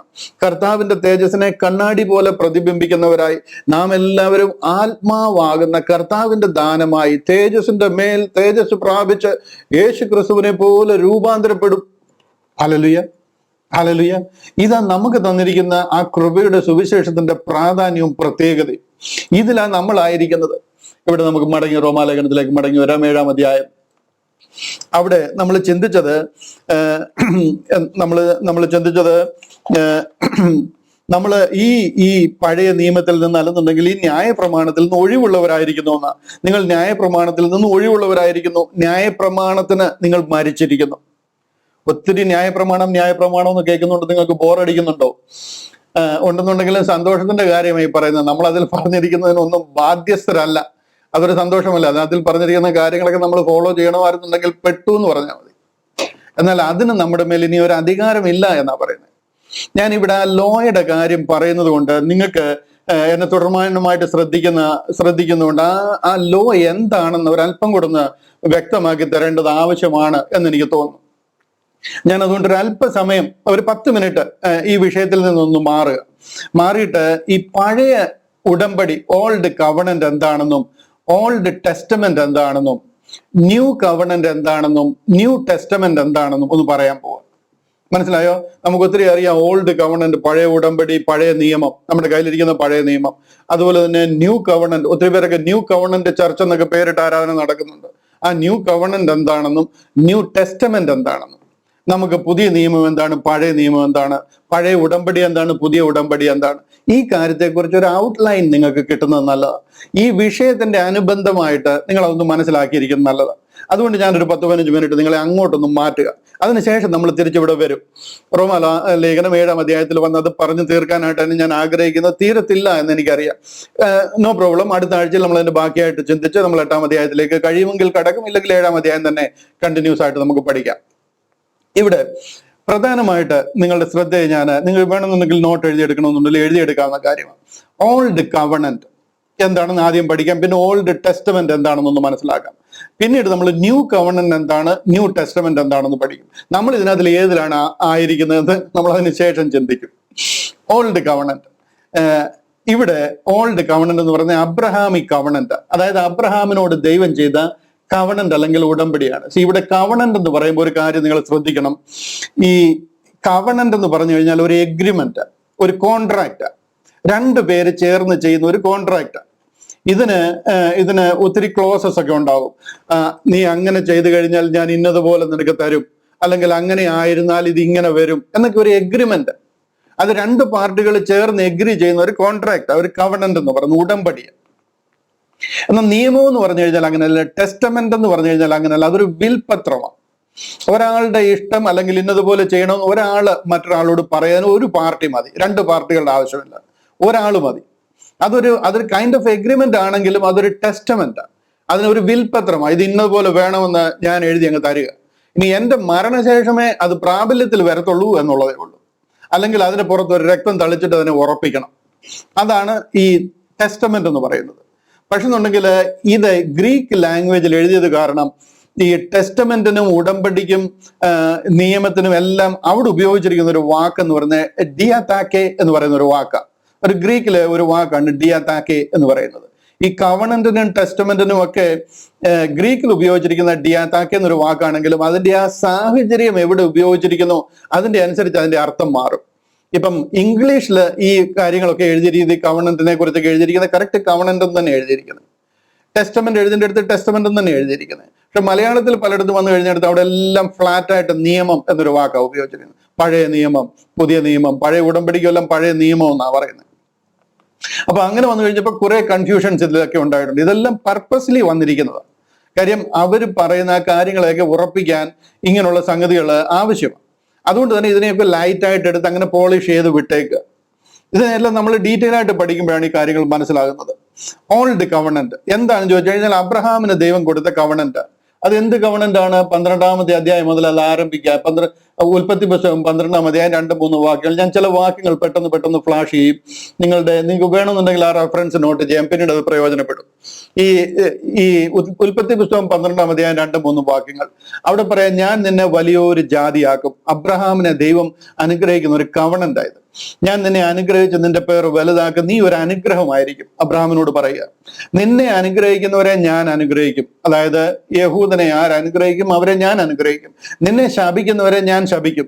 നിന്നിൽ ഭൂമിയിലെ സകല വംശങ്ങളും അനുഗ്രഹിക്കപ്പെടും. വളരെ ഇമ്പോർട്ടന്റ് കാര്യമാണ്. നിന്നിൽ കൂടെ ഭൂമിയിലെ സകല വംശങ്ങളും അനുഗ്രഹിക്കപ്പെടും. യഹൂദന്മാർ മാത്രമല്ല, സകല വംശങ്ങളും അനുഗ്രഹിക്കപ്പെടണം. ഇത് ദൈവത്തിന്റെ ഒരു പ്ലാനും ദൈവത്തിന്റെ ഒരു കമാൻഡുമാണ്. ഇതിനെയാണ് ഒരു കവണന്റ് ആയിട്ട് പറയുന്നത്. അടുത്ത ഒരു വാക്യം കാണിക്കാം. 13-ാമത്തെ അധ്യായം അതിന്റെ 14-15 വാക്യങ്ങൾ. 14-15 വാക്യങ്ങൾ. അവിടെ പറയാണ്, ലോത്ത് അബ്രഹാമിനെ വിട്ടു പിരിഞ്ഞ ശേഷം യഹോവ അബ്രഹാമിനോട് അരുളി ചെയ്തത്, തല പൊക്കി നീ ഇരിക്കുന്ന സ്ഥലത്ത് നിന്ന് വടക്കോട്ടും തെക്കോട്ടും കിഴക്കോട്ടും പടിഞ്ഞാറോട്ടും നോക്കുക. അബ്രഹാമിനെ വിളിച്ചിട്ട് പറയുക, എഴുന്നേറ്റ് നിന്നിട്ട് തെക്കോട്ടും കിഴക്കോട്ടും വടക്കോട്ടും പടിഞ്ഞാറോട്ടും നോക്കാൻ പറയുക. നീ കാണുന്ന ഭൂമിയൊക്കെയും ഞാൻ നിനക്കും നിന്റെ സന്തതിക്കും ശാശ്വത അവകാശമായിട്ട് തരും. ഇത് കുറെ നാളത്തേക്ക് തരുമെന്നല്ല, ബെഞ്ചമിൻ നെതന്യാഹു ഭരിക്കുന്ന കാലത്ത് തരുമെന്നൊന്നും അല്ല ഈ പറയുന്നത്. ഇത് ശാശ്വത അവകാശമായി, എറ്റേണൽ പൊസഷനാണ്. ഇംഗ്ലീഷിലുണ്ട്, for all the land which thou seest to thee will I give it and to thy seed for ever. For ever എന്ന് പറഞ്ഞു കഴിഞ്ഞാൽ 2000 വർഷം എന്നല്ല, അതൊരു എറ്റേണലാണ്. മനസ്സിലായോ? നിങ്ങൾക്ക് തരും എന്ന് പറയാം. നീ കാണുന്ന ഭൂമിയൊക്കെയും ഞാൻ നിനക്കും നിന്റെ സന്തതിക്കും ശാശ്വതമായി തരും. ഇതൊരു ശാശ്വത അവകാശമായിട്ട് തരും എന്ന് പറയുക. അടുത്ത ഒരു വാക്യം കാണിക്കാം. 17-ാം അധ്യായം, ഉൽപ്പത്തി പുസ്തകം 17-ാം അധ്യായം അതിന്റെ 7-8 വാക്യങ്ങൾ. 17-ന്റെ ഈ 7-8 അവിടെ പറയുകയാണ്, ഞാൻ നിനക്കും നിന്റെ ശേഷം നിന്റെ സന്തതിക്കും ദൈവമായിരിക്കേണ്ടത്. അത്രയ്ക്ക് ഉറപ്പാണ് അതിന് പറയുന്നത്. ഞാൻ എനിക്കും നിനക്കും നിന്റെ ശേഷം തലമുറയായി നിന്റെ സന്തതിക്കും മധ്യ എന്റെ നിയമത്തെ നിത്യ നിയമമായിട്ട് സ്ഥാപിക്കും. നീ പോയി കഴിയുമ്പോൾ ഇത് തീരാൻ പോകുന്നതല്ല, നിന്റെ സന്തതി തലമുറയായിട്ട് ഞാൻ അവരോട് ഇതിനെ റിന്യൂ ചെയ്ത് നിത്യ നിയമമായിട്ട് സ്ഥാപിക്കും എന്ന് പറയാം. ദൈവമായി പറയുന്നത്, ഞാൻ നിനക്കും നിന്റെ ശേഷം നിന്റെ സന്തതിക്കും നീ പ്രവാസം ചെയ്യുന്ന ദേശമായ കനാൻ ദേശമൊക്കെയും ശാശ്വത അവകാശമായി തരും. ഞാൻ അവർക്ക് ദൈവമായിരിക്കും. ഞാൻ അവർക്ക് എങ്ങനെ ദൈവമായിരിക്കുമോ അതുപോലെ അവർക്ക് ഈ ഭൂമി ശാശ്വത അവകാശമായിരിക്കുമെന്ന് ദൈവം പറഞ്ഞിരിക്കുക. 28-ാമത്തെ അധ്യായം, ഉൽപ്പത്തി പുസ്തകം 28-ാമത്തെ അധ്യായം അതിന്റെ 13-14 വാക്യങ്ങൾ. അവിടെ പറയാണ്, അതിനു മീതെ യഹോവ നിന്നെ അരുളി ചെയ്തു. അതിനു മീതെ യഹോവ നിന്ന് അരുളി ചെയ്ത. ഇത് യാക്കോബ് ഓടി പോകുന്ന സ്ഥലത്ത് ദൈവം യാക്കോബിനെ പിടിക്കുന്ന ഒരു ഭാഗമാണ്. അവിടെ വെച്ച് യാക്കോബിനോട് പറയുക, ഞാൻ നിന്റെ പിതാവായ അബ്രഹാമിന്റെ ദൈവവും ഇസഹാക്കിന്റെ ദൈവവുമായ യഹോവയാകുന്നു. നീ കിടക്കുന്ന ഭൂമിയെ ഞാൻ നിനക്ക് നിന്റെ സന്തതിക്കും തരും. യാക്കോബിനോട് പറയുക. യാക്കോബ് എന്ന് പറയുന്നതാണ് ഇസ്രായേൽ. നിന്റെ സന്തതി ഭൂമിയിലെ പൊടി പോലെയാകും. ആകാശത്തിലെ നക്ഷത്രം പോലെയല്ല, ഭൂമിയിലെ പൊടി പോലെയാകും. ആകാശത്തിലെ നക്ഷത്രം വേറെയാ. നീ പടിഞ്ഞാറോട്ടും കിഴക്കോട്ടും വടക്കോട്ടും തെക്കോട്ടും പരക്കും. നീ മുഖാന്തരവും നിന്റെ സന്തതി മുഖാന്തരവും ഭൂമിയിലെ സകല വംശങ്ങളും അനുഗ്രഹിക്കപ്പെടും. കണ്ടോ? ഇവർ കൂടെ ഈ അനുഗ്രഹം ഭൂമിയിലെ സകല വംശങ്ങൾക്കും ചെല്ലണം. ഇത് ദൈവിക നിശ്ചയവും ദൈവിക പദ്ധതിയുമാണ്. അനേക വാക്യങ്ങൾ നിങ്ങളെ കാണിക്കാൻ പറ്റും. ഞാൻ ജനസിസ് മാത്രമായി കാണിച്ചു, ഇതിനകത്ത് ഒത്തിരി അടുത്തൊന്ന് കാണിക്കാൻ പറ്റും. ഒരു വാക്യം സങ്കീർത്തനത്തിൽ നിന്ന് കാണിച്ചു നിർത്താം. 105-ാമത്തെ സങ്കീർത്തനം. 105-ാമത്തെ സങ്കീർത്തനം അതിന്റെ 1 മുതൽ 8 വരെയുള്ള വാക്യങ്ങൾ, 8 മുതൽ 11 വരെയുള്ള വാക്യങ്ങൾ. 105-ാമത്തെ സങ്കീർത്തനം 8 മുതൽ 11 വരെ വാക്യങ്ങൾ. അവിടെ പറയാ, അവൻ നിന്റെ നിയമത്തെ എന്നേക്കും താൻ കൽപ്പിച്ച വചനത്തെ 1000 തലമുറയോളം ഓർക്കുന്നു. തലമുറയായിട്ട്, ഒരാളുടെ വർഷമല്ല. ഒരാൾ 100 വർഷം ജീവിച്ചിട്ട് അത് കഴിയുമ്പോൾ അടുത്ത തലമുറ ഉണ്ടാവും. അത് രണ്ടാമത്തെ തലമുറയാ. 1000 തലമുറയോളം ഞാൻ ഓർക്കുമെന്നാ പറഞ്ഞു. അടുത്ത വാക്യം, അവർ അബ്രഹാമിനോട് ചെയ്ത നിയമവും ഇസ്ഹാക്കിനോട് ചെയ്ത സത്യവും തന്നെ. അത് മൂന്നാമത്തെ വാക്യം, അതിനെ അവൻ യാക്കോബിന് ഒരു ചട്ടമായും ഇസ്രായേലിന് ഒരു നിത്യ നിയമമായി നിയമിച്ചു. ഇവിടെ ഈ നിത്യ നിയമത്തിന്റെ ഒന്ന് ഇമ്പോർട്ടൻസ് നിങ്ങൾ മാറ്റിക്കളയരുത്. ഇതിനെയൊക്കെ നമ്മൾ താൽക്കാലികമായിട്ട് തന്നൊരു സംഭവമല്ല. ഇതൊക്കെ എറ്റേണൽ കവണന്റ്, എവർലാസ്റ്റിംഗ് കവണന്റ്. ഇത് ദൈവമാ പറഞ്ഞിരിക്കുന്നത്. അടുത്തത്, നിന്റെ അവകാശത്തിന്റെ ഓഹരിയായി ഞാൻ നിനക്ക് കനാൻ ദേശം തരും എന്ന് അരുളി ചെയ്തു. ഇത് ദൈവം ഒരു ദേശം കൊടുക്കുന്നതിനെ കുറിച്ചും സ്വർഗരാജ്യം ഇവർക്ക് അവകാശമായി കൊടുക്കുന്നതിനെ കുറിച്ച് പറഞ്ഞിരിക്കുന്നത്. അത് ഈ ലോകത്തിലെ രാജ്യത്തിന്റെ കാര്യമൊന്നുമല്ല. ഇവിടെയും ലഭിക്കും. അവിടുന്ന് അവർ ഓടിപ്പോയി കണ്ടില്ല. 2000 വർഷമായിട്ട് അവർ ഓടിച്ചു വിട്ടിരുന്നു, മടങ്ങി അവിടെ വന്നിട്ടുണ്ട്. ദൈവത്തിന് അവരെ കുറിച്ചൊരു പദ്ധതിയുണ്ട്. അത് ദൈവവും അവരുമായിട്ടുള്ള ഒരു ഉടമ്പടിയുടെ ഭാഗമാണ്. അത് ദൈവം ഏത് രീതിയിൽ ചെയ്യണോ അതിന് പ്രകാരം ചെയ്തോളും. അത് നടക്കേണ്ടുന്ന കാലം 2000 വർഷങ്ങൾക്ക് മുമ്പ് അത് നടക്കേണ്ടുന്നതായിരുന്നു. പക്ഷെ അവർ ദൈവത്തിൽ നിന്ന് വീണു പോയതുകൊണ്ടും ദൈവം അവരെ കൈവിട്ടതുകൊണ്ടും കഴിഞ്ഞ 2000 വർഷം അവർ കൈവിടപ്പെട്ടു പോയിരിക്കുക. അവരുടെ ഇടയിൽ ദൈവമോ അല്ലെങ്കിൽ ദൈവപ്രസാദമോ ഉള്ളൊരു കാലമല്ല ഇത്. അവരെ കുറിച്ച് ദൈവത്തിനൊരു പദ്ധതി ഉണ്ട്. അതിന് പ്രകാരം ദൈവം അവരെ ഒരുക്കിക്കൊണ്ടിരിക്കുക എന്നുള്ളത് ശരിയാ. അത് ആ പുതിയ പദ്ധതി നടക്കാൻ വേണ്ടിയിട്ട് അതിന്റെ കാലമല്ല ഇത്. നിങ്ങൾ ഇന്ന് അവരെ ഫോളോ ചെയ്ത് കഴിഞ്ഞാൽ നിങ്ങൾക്ക് ഒരു ഗുണവുമില്ല. നിങ്ങൾ നിത്യ നരകത്തിൽ ചെന്ന് ചേരും. നിങ്ങൾക്ക് എന്നെ കേൾക്കുന്ന ഒത്തിരി പേരുണ്ടല്ലോ, എല്ലാവരോടും കൂടെ ചേർത്താ ഞാൻ പറയുന്നത്. അവർക്ക് യേശു ക്രിസ്തുവിനെ ആരാന്ന് പോലും അറിയത്തില്ല. നിങ്ങൾ അവരുടെ ഇന്റർവ്യൂ ഒക്കെ നോക്കിക്കോ. റോഡിൽ കൂടെ പലരും ക്യാമറയും കൊണ്ട് നടന്ന വ്ളോഗേഴ്സ് ഒക്കെ അവരോട് ചോദിക്കുന്നത് യേശു ക്രിസ്തു ആരാന്നാ ചോദിക്കുന്നത്. അങ്ങനെ പോലും അവർക്ക് അറിയത്തില്ല. യേശു ക്രിസ്തുവിനെ കൊന്നതിൽ അവർക്കൊരു പശ്ചാത്താപവുമില്ല. അവരുടെ പിതാക്കന്മാർ ചെയ്തതിൽ അവർക്കൊരു ഒരു ഒരു ഒരു സങ്കടവുമില്ല. അങ്ങനെയുള്ള ജനത്തിനെയാണ് നിങ്ങൾ ഈ സപ്പോർട്ട് ചെയ്ത് നിൽക്കുന്നതെന്ന് ഓർക്കണം. യേശു ക്രിസ്തുവോ ദൈവമോ ദേവനോ അല്ല, അവർക്ക് പിതാവായ ദൈവം ഉണ്ടെങ്കിലും നമ്മളെ വീണ്ടെടുത്ത കർത്താവിനെ അംഗീകരിക്കാത്ത, അല്ലെങ്കിൽ അവർക്ക് എന്താണെന്ന് പോലും അറിയാത്ത ഒരു ജാതിയെയാണ് നിങ്ങൾ അവരുടെ പുറകെ താങ്ങി നിൽക്കുന്നത്. ഞാൻ പറയാൻ കാര്യം എന്താണെന്ന് ചോദിച്ചു കഴിഞ്ഞാൽ, യേശു ക്രിസ്തുവിനെ അംഗീകരിക്കാത്ത ഒരു ജാതിയെയാണ് നിങ്ങൾ ഇത്രമാത്രം സപ്പോർട്ട് ചെയ്യാനായിട്ട്. അല്ലെന്നുണ്ടെങ്കിൽ അവർ കർത്താവിനെ അറിഞ്ഞോ ഇല്ലയോ എന്നുള്ളതിനെക്കാട്ടിൽ നിങ്ങളുടെ മുഖ്യം നിങ്ങൾ യഹൂദന്റെ കൂട്ടത്തിൽ അവരുടെ ദേശം സഞ്ചരിച്ച് അവരെ സപ്പോർട്ട് ചെയ്ത് അവരിൽ കൂടെ നിങ്ങൾക്ക് ഒരു ചുക്കും കിട്ടിയിട്ടില്ല. അവരല്ല നിങ്ങളുടെ രക്ഷാമാർഗം. അവർ യേശു ക്രിസ്തുവിനെ പോലും അംഗീകരിക്കാത്ത ജാതിയാണ്. അവരോട് ദൈവം തീർത്തോളും. അത് ദൈവം അവരുമായിട്ടൊരു കടപ്പാടുണ്ട്. അവർ ദൈവത്തിന്റെ ജനമാണ്. അവരെ ദൈവം റിഡീം ചെയ്യും. അതൊക്കെ ശരിയാ. അതൊക്കെ വരാനിരിക്കുന്ന കാര്യമാണ്. നിങ്ങൾ ഇതിനിടയിൽ കയറിയിട്ട് യേശു ക്രിസ്തുവിനെ അംഗീകരിക്കാത്ത ഒരു ജാതിയുടെ അടുക്കൽ അവരുടെ പുറകെ അവർക്ക് വേണ്ടിയിട്ട് അലമുറയിട്ട് അത്രയത്തിന്റെ ഒന്നും ആവശ്യം ഞാൻ കാണുന്നില്ല ഈ തിരുവചന പ്രകാരം. അവര് ദൈവജനമാണ്. അവർ ദൈവത്തിന്റെ സന്തതിയാണ്. ദൈവം അവരുമായിട്ടുള്ള ഇടപാട് തീർത്തോളും. നമുക്ക് തന്നിരിക്കുന്നത് കർത്താവായ യേശു ക്രിസ്തുവിനോടുള്ള രക്ഷയാണ്. ആ യേശു ക്രിസ്തുവിനെ അവർ അംഗീകരിക്കുന്ന പോലുമില്ല.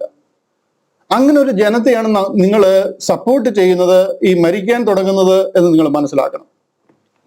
ഞാൻ ഈ പറയുന്ന ഈ ഒരു ആംഗിൾ നിങ്ങൾക്ക് എത്ര പേർക്ക് മനസ്സിലാകുമെന്ന് എനിക്കറിയത്തില്ല.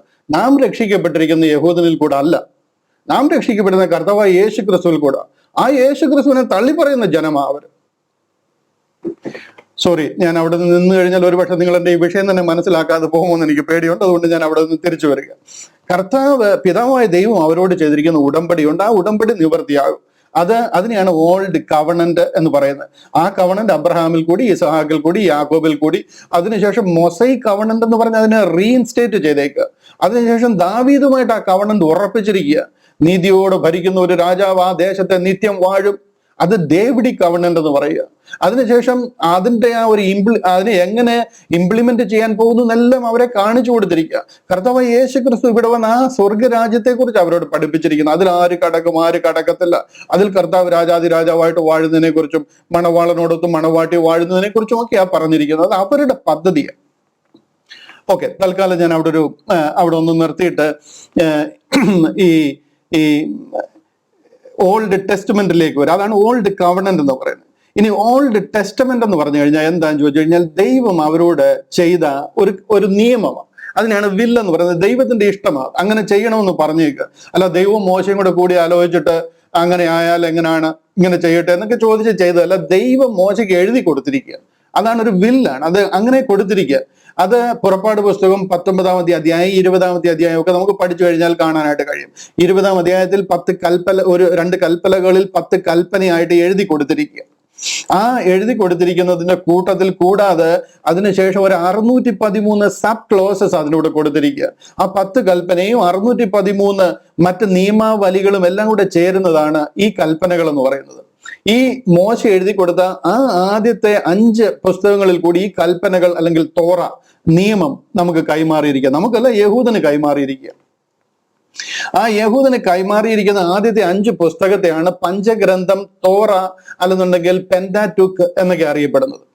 ഈ പഞ്ചഗ്രന്ഥത്തെ സപ്പോർട്ട് ചെയ്യുന്ന പുസ്തകങ്ങളാണ് പഴയ നിയമത്തിൽ ബാക്കി കാണുന്നത്. അതായത് നെവീം എന്ന് പറയുന്ന നബിമാർ എഴുതിയിരിക്കുന്ന നബിമാരുടെ പുസ്തകങ്ങൾ, പ്രവാചക പുസ്തകങ്ങൾ. ആ പ്രവാചക പുസ്തകങ്ങൾ കൂടെ പുതിയ കാര്യമൊന്നുമല്ല, ഈ തോറായിൽ പറഞ്ഞിരിക്കുന്ന കാര്യത്തിനെ അരക്കിട്ട് ഉറപ്പിക്കുക, കോൺക്രീറ്റ് ഇട്ട് ഉറപ്പിക്കുക. നെവീമിൽ കൂടി നിങ്ങളുടെ പിതാക്കന്മാരോട് ചെയ്തിരിക്കുന്ന വാഗ്ദത്തം ചെയ്യുവാൻ അവൻ വിശ്വസ്തനാണ്, നിങ്ങൾ വീണു പോയിരിക്കുന്നു, മടങ്ങി വരിക, ദൈവം നിങ്ങൾക്കൊരു വാഗ്ദത്ത ദേശം വാഗ്ദാനം ചെയ്തിരിക്കുന്നു, നിങ്ങളെ അതിൽ കടത്തുവാൻ അവൻ സന്നദ്ധനാണ് എന്നൊക്കെ പറയുന്ന പുസ്തകമാണ് നെവീം. പക്ഷെ ഇവരാരും ആ പ്രവാചക പുസ്തകങ്ങളിൽ കേട്ടിട്ടില്ല, അനുസരിച്ചിട്ടില്ല. പ്രവാചകന്മാരെയൊക്കെ കൊന്നതല്ലാതെ അതൊന്നും ഇവരനുസരിച്ചിട്ടില്ല. അതുകൊണ്ടാണ് പ്രവാചകന്മാരെല്ലാം അവരോട് ഒത്തിരിയും വിലപിച്ചുകൊണ്ട് അവരോട് ഒത്തിരി കാര്യങ്ങൾ പറയുന്നതായിട്ട് കാണാം. അത്രയും ഡീറ്റെയിൽസിലേക്ക് ഞാൻ കടക്കുന്നില്ല, നിങ്ങൾക്ക് മനസ്സിലാകുന്നു എന്ന് വിശ്വസിക്കുന്നു. ഇതാണ് പ്രവചന പുസ്തകം. അത് കഴിഞ്ഞ് കഴിഞ്ഞാൽ കെത്വീം എന്ന് പറയുന്നതും ഈ തോറ എങ്ങനെ ഇംപ്ലിമെന്റ് ചെയ്യാൻ പോകുന്നു, എങ്ങനെ എക്സിക്യൂട്ട് ചെയ്യാൻ പോകുന്നു, ഈ സ്വർഗരാജ്യത്തിലേക്ക് എങ്ങനെ കടക്കാൻ പോകുന്നു, അവരുടെ ആ യാത്രയിൽ ഉണ്ടാകുന്ന ചരിത്രങ്ങളും അവർക്ക് ബുദ്ധി ഉപദേശത്തിനായി കൊടുത്തിരിക്കുന്നതും കാവ്യ പുസ്തകങ്ങളും വിജ്ഞാന പുസ്തകങ്ങളും ചരിത്ര പുസ്തകങ്ങളും എല്ലാം കൂടെ ചേരുന്നതിനെയാണ് ഈ കെത്വീം എന്ന് പറയുന്നത്. അപ്പം തോറ, നെവീം, കെത്വീം, ഇതിനെയാണ് തനാക്ക് എന്ന് പറഞ്ഞ് അവർക്ക് കൊടുത്തിരിക്കുന്ന ആ പഴയ നിയമം അല്ലെങ്കിൽ ഓൾഡ് ടെസ്റ്റ്മെന്റ് എന്ന് പറയുന്നത്. ഇത് 19 അധ്യായത്തിൽ, എക്സോഡസ്, പുറപ്പാട് പുസ്തകം 19, 20 അധ്യായങ്ങളിലായിട്ടാണ് ഇവർക്ക് ലഭിക്കുന്നത്. മോശ മുഖാന്തരം ദൈവം ഹാൻഡ് ഓവർ ചെയ്യുക.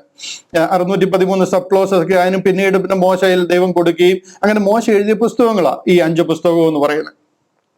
ഇനി അന്ന് കൊടുത്തപ്പോഴേ ഇതങ്ങ് പ്രാബല്യത്തിലായോ? ഇല്ല. ഇത് പ്രാബല്യത്തിലാകുന്ന പുറപ്പാട് പുസ്തകം 24 അധ്യായത്തിലാണ്. 20 അധ്യായത്തിൽ ലഭിച്ചു എന്നുള്ളത് ശരിയാണെങ്കിലും അത് പ്രാബല്യത്തിലാകുന്ന 24 അധ്യായത്തിന്റെ 6-ാം വാക്യം. അവിടെ നോക്കിയേ, മോശ രക്തത്തിൽ പാതി എടുത്ത് പാത്രങ്ങളിൽ ഒഴിച്ചു, രക്തത്തിൽ പാതി യാഗപീഠത്തിന്മേൽ തളിച്ചു. ഇതൊരു ചടങ്ങ്, ഇവിടെ ഒരു ശുശ്രൂഷ നടക്കുക. മേടിച്ചു 20 അധ്യായത്തിൽ കയ്യിൽ കിട്ടി. അത് കിട്ടിക്കഴിഞ്ഞിട്ട് 24 അധ്യായത്തിൽ മോശ ഒരു യാഗപീഠം പണിത് യാഗമൊക്കെ നടത്തി അത് പാത്രത്തിൽ ഒഴിച്ച് രക്തത്തിൽ പാതി യാഗപീഠത്തിന്മേൽ തളിച്ചു. അവൻ നിയമപുസ്തകം എടുത്തു. ഇപ്പോഴാണ് കർത്താവ് കൊടുത്ത ആ പുസ്തകം എടുക്കുന്നത്. പിതാവായ ദൈവം കൊടുക്കുന്ന ആ പുസ്തകം എടുത്ത് ജനം കേൾക്കെ വായിച്ചു. അവരെല്ലാം വായിച്ച് കേൾപ്പിച്ചു. എന്താണ് നമ്മൾ ഇവിടെ അംഗീകരിക്കാൻ പോകുന്നത്? യഹോവ കൽപ്പിച്ചതൊക്കെ ഞങ്ങൾ അനുസരിച്ച് നടക്കുമെന്ന് അവർ പറഞ്ഞു. വായിച്ചു കേട്ടപ്പോഴത്തേനും അവർ പറഞ്ഞു, ഓ റൈറ്റ്, നമ്മൾ ഇനിയും കർത്താവ് പറയുന്നത് കേട്ട് ജീവിച്ചോളാം, ഇതാണ് നമുക്ക് തന്നിരിക്കുന്ന നിയമം അവരെല്ലാവരും ഏറ്റു പറഞ്ഞു. പറഞ്ഞിട്ട് പിറ്റേ ദിവസം കർത്താവ് ഇറങ്ങി വന്നപ്പോൾ തന്നെ അവർ പറഞ്ഞു, മോശെ നീ പൊക്കോ, ഞങ്ങൾക്ക് ഇവിടെ നിൽക്കാൻ പോലും പറ്റുന്നില്ല, അതുകൊണ്ട് എന്താണെന്ന് നീ വന്ന് പറഞ്ഞാൽ മതി, ഞങ്ങൾക്ക് ദൈവത്തിന്റെ സന്നിധിയോട് പോലും അടുക്കാൻ കഴിയുന്നില്ലെന്ന് പറഞ്ഞാൽ അവർ പേടിച്ചു മാറുന്നത് കാണാം. ഇവിടെ അവരെ സമ്മതിക്കുന്നുണ്ട്, യഹോവ കൽപ്പിച്ചതൊക്കെ ഞങ്ങൾ അനുസരിച്ച് നടക്കുമെന്ന് അവർ പറഞ്ഞു. അപ്പോൾ മോശ രക്തമെടുത്ത് ജനത്തിന്റെ മേൽ തളിച്ചു. ആ രക്തമെടുത്ത് ജനത്തിന്റെ മേൽ തളിക്കുക. അതിനുശേഷം ഈ സകല വചനങ്ങളും ആധാരമാക്കി യഹോവ നിങ്ങളോട് ചെയ്തിരിക്കുന്ന നിയമത്തിന്റെ രക്തം ഇതാ എന്ന് പറഞ്ഞു. ഇവിടെ ജനത്തിന്റെ മേൽ തളിക്കുന്ന കാര്യം മാത്രമേ പറഞ്ഞിട്ടുള്ളൂ. എബ്രായ ലേഖനത്തിൽ ഇതേ കാര്യം പറഞ്ഞിട്ടുണ്ട്. അവിടെ എബ്രായ ലേഖന കർത്താവ് വളരെ വ്യക്തമായിട്ട് ഇതിനെക്കുറിച്ച് പറയുന്നുണ്ട്. ജനത്തിന്റെ മേലും പുസ്തകത്തിന്മേലും മോശ തളിച്ചു എന്ന് പറയുന്നത് നമുക്ക് കാണാം. ചുരുക്കി പറഞ്ഞു കഴിഞ്ഞാൽ ഞാൻ എന്താ ഇവിടെ പറഞ്ഞു വരുന്നതെന്ന് ചോദിച്ചു കഴിഞ്ഞാൽ ഇതാണ് ഓൾഡ് ടെസ്റ്റമെന്റ്. ഇത് പുറപ്പാട് പുസ്തകം 24 അധ്യായത്തിൽ പ്രാബല്യത്തിൽ വരിക. ഓൾഡ് കവണന്റ്, ഓൾഡ് ടെസ്റ്റമെന്റ് തമ്മിലുള്ള വ്യത്യാസം നിങ്ങൾക്ക് മനസ്സിലായി എന്ന് ഞാൻ വിശ്വസിക്കുന്നു. ഇനി ഇതാണ് അവർ പാലിച്ച് വരേണ്ടുന്ന കാര്യം. ഇത് പാലിച്ച് വന്നു കഴിഞ്ഞാൽ ദൈവം അബ്രഹാമിനോട് പറഞ്ഞിരിക്കുന്ന ആ കവണന്റ് അവർക്ക് ലഭിക്കും എന്നുള്ളതാണ്. അതിനുവേണ്ടിയുള്ള ടെസ്റ്റമെന്റ് ആണ് ഈ പറഞ്ഞു വരുന്നത്. ഇതാണ് ഓൾഡ് ടെസ്റ്റമെന്റും ഓൾഡ് കവണന്റും തമ്മിലുള്ള വ്യത്യാസം. ഇതിൽ തന്നെ തോറായും പിന്നെ അതിനുശേഷം നെവീമും കെത്തുവീമും ഒക്കെ കാണാം. അതെല്ലാം ഈ തോറായെ ഉറപ്പിക്കാൻ വേണ്ടി കൊടുത്തിരിക്കുന്ന കാര്യങ്ങളാണ്. അത്രയും മനസ്സിലാക്കുക. ഇനി നമ്മൾ ന്യൂ കവണന്റിലേക്ക് വരിക. എന്താണ് പുതിയ കവണന്റ് എന്ന് പറയുന്നത്? ഈ പുതിയ കവണന്റ് എന്താന്ന് ചോദിച്ചു കഴിഞ്ഞാൽ യിരെമ്യാ പ്രവചനം 31 അധ്യായം 31 മുതൽ 33 വരെയുള്ള വാക്യങ്ങൾ പറയുന്നത് ഞാൻ പെട്ടെന്ന് വായിച്ച് കേൾപ്പിക്കാം. ഇതാണ് പുതിയ കവണന്റ് എന്ന് പറയുന്നത്. യിരെമ്യാ പ്രവചനം, എസെക്കിയേൽ, ജെറമ്യ 31 അധ്യായം അതിന്റെ 31 വാക്യം. ഇവിടെ പറയുകയാണ്, ഞാൻ ഇസ്രായേൽ ഗ്രഹത്തോടും യഹൂദ ഗ്രഹത്തോടും പുതിയൊരു നിയമം ചെയ്യുന്ന കാലം വരും എന്ന യഹോവയുടെ അരുളപ്പാട്. ഒത്തിരി കാര്യങ്ങൾ ഇവിടെ ഒന്ന് പറയേണ്ടതാ. ഈ കാലഘട്ടത്തിൽ ഈ ന്യൂ കവണന്റ് ചർച്ചകാർക്കൊക്കെ ഇതൊന്നും മനസ്സിലായെങ്കിൽ എന്ന് ഞാൻ വിചാരിക്കുക. ഇത് പറഞ്ഞിരിക്കുന്നത് വളരെ സ്പെസിഫിക് ആയിട്ട് ഇസ്രായേൽ ഗ്രഹത്തോടും യഹൂദ ഗ്രഹത്തോടുമാണ്. എന്താ പറയാൻ കാര്യം എന്ന് ചോദിച്ചു കഴിഞ്ഞാൽ, ആ 12 ഗോത്രമായിരുന്നു രണ്ടായിട്ട് പിരിഞ്ഞിരിക്കുക.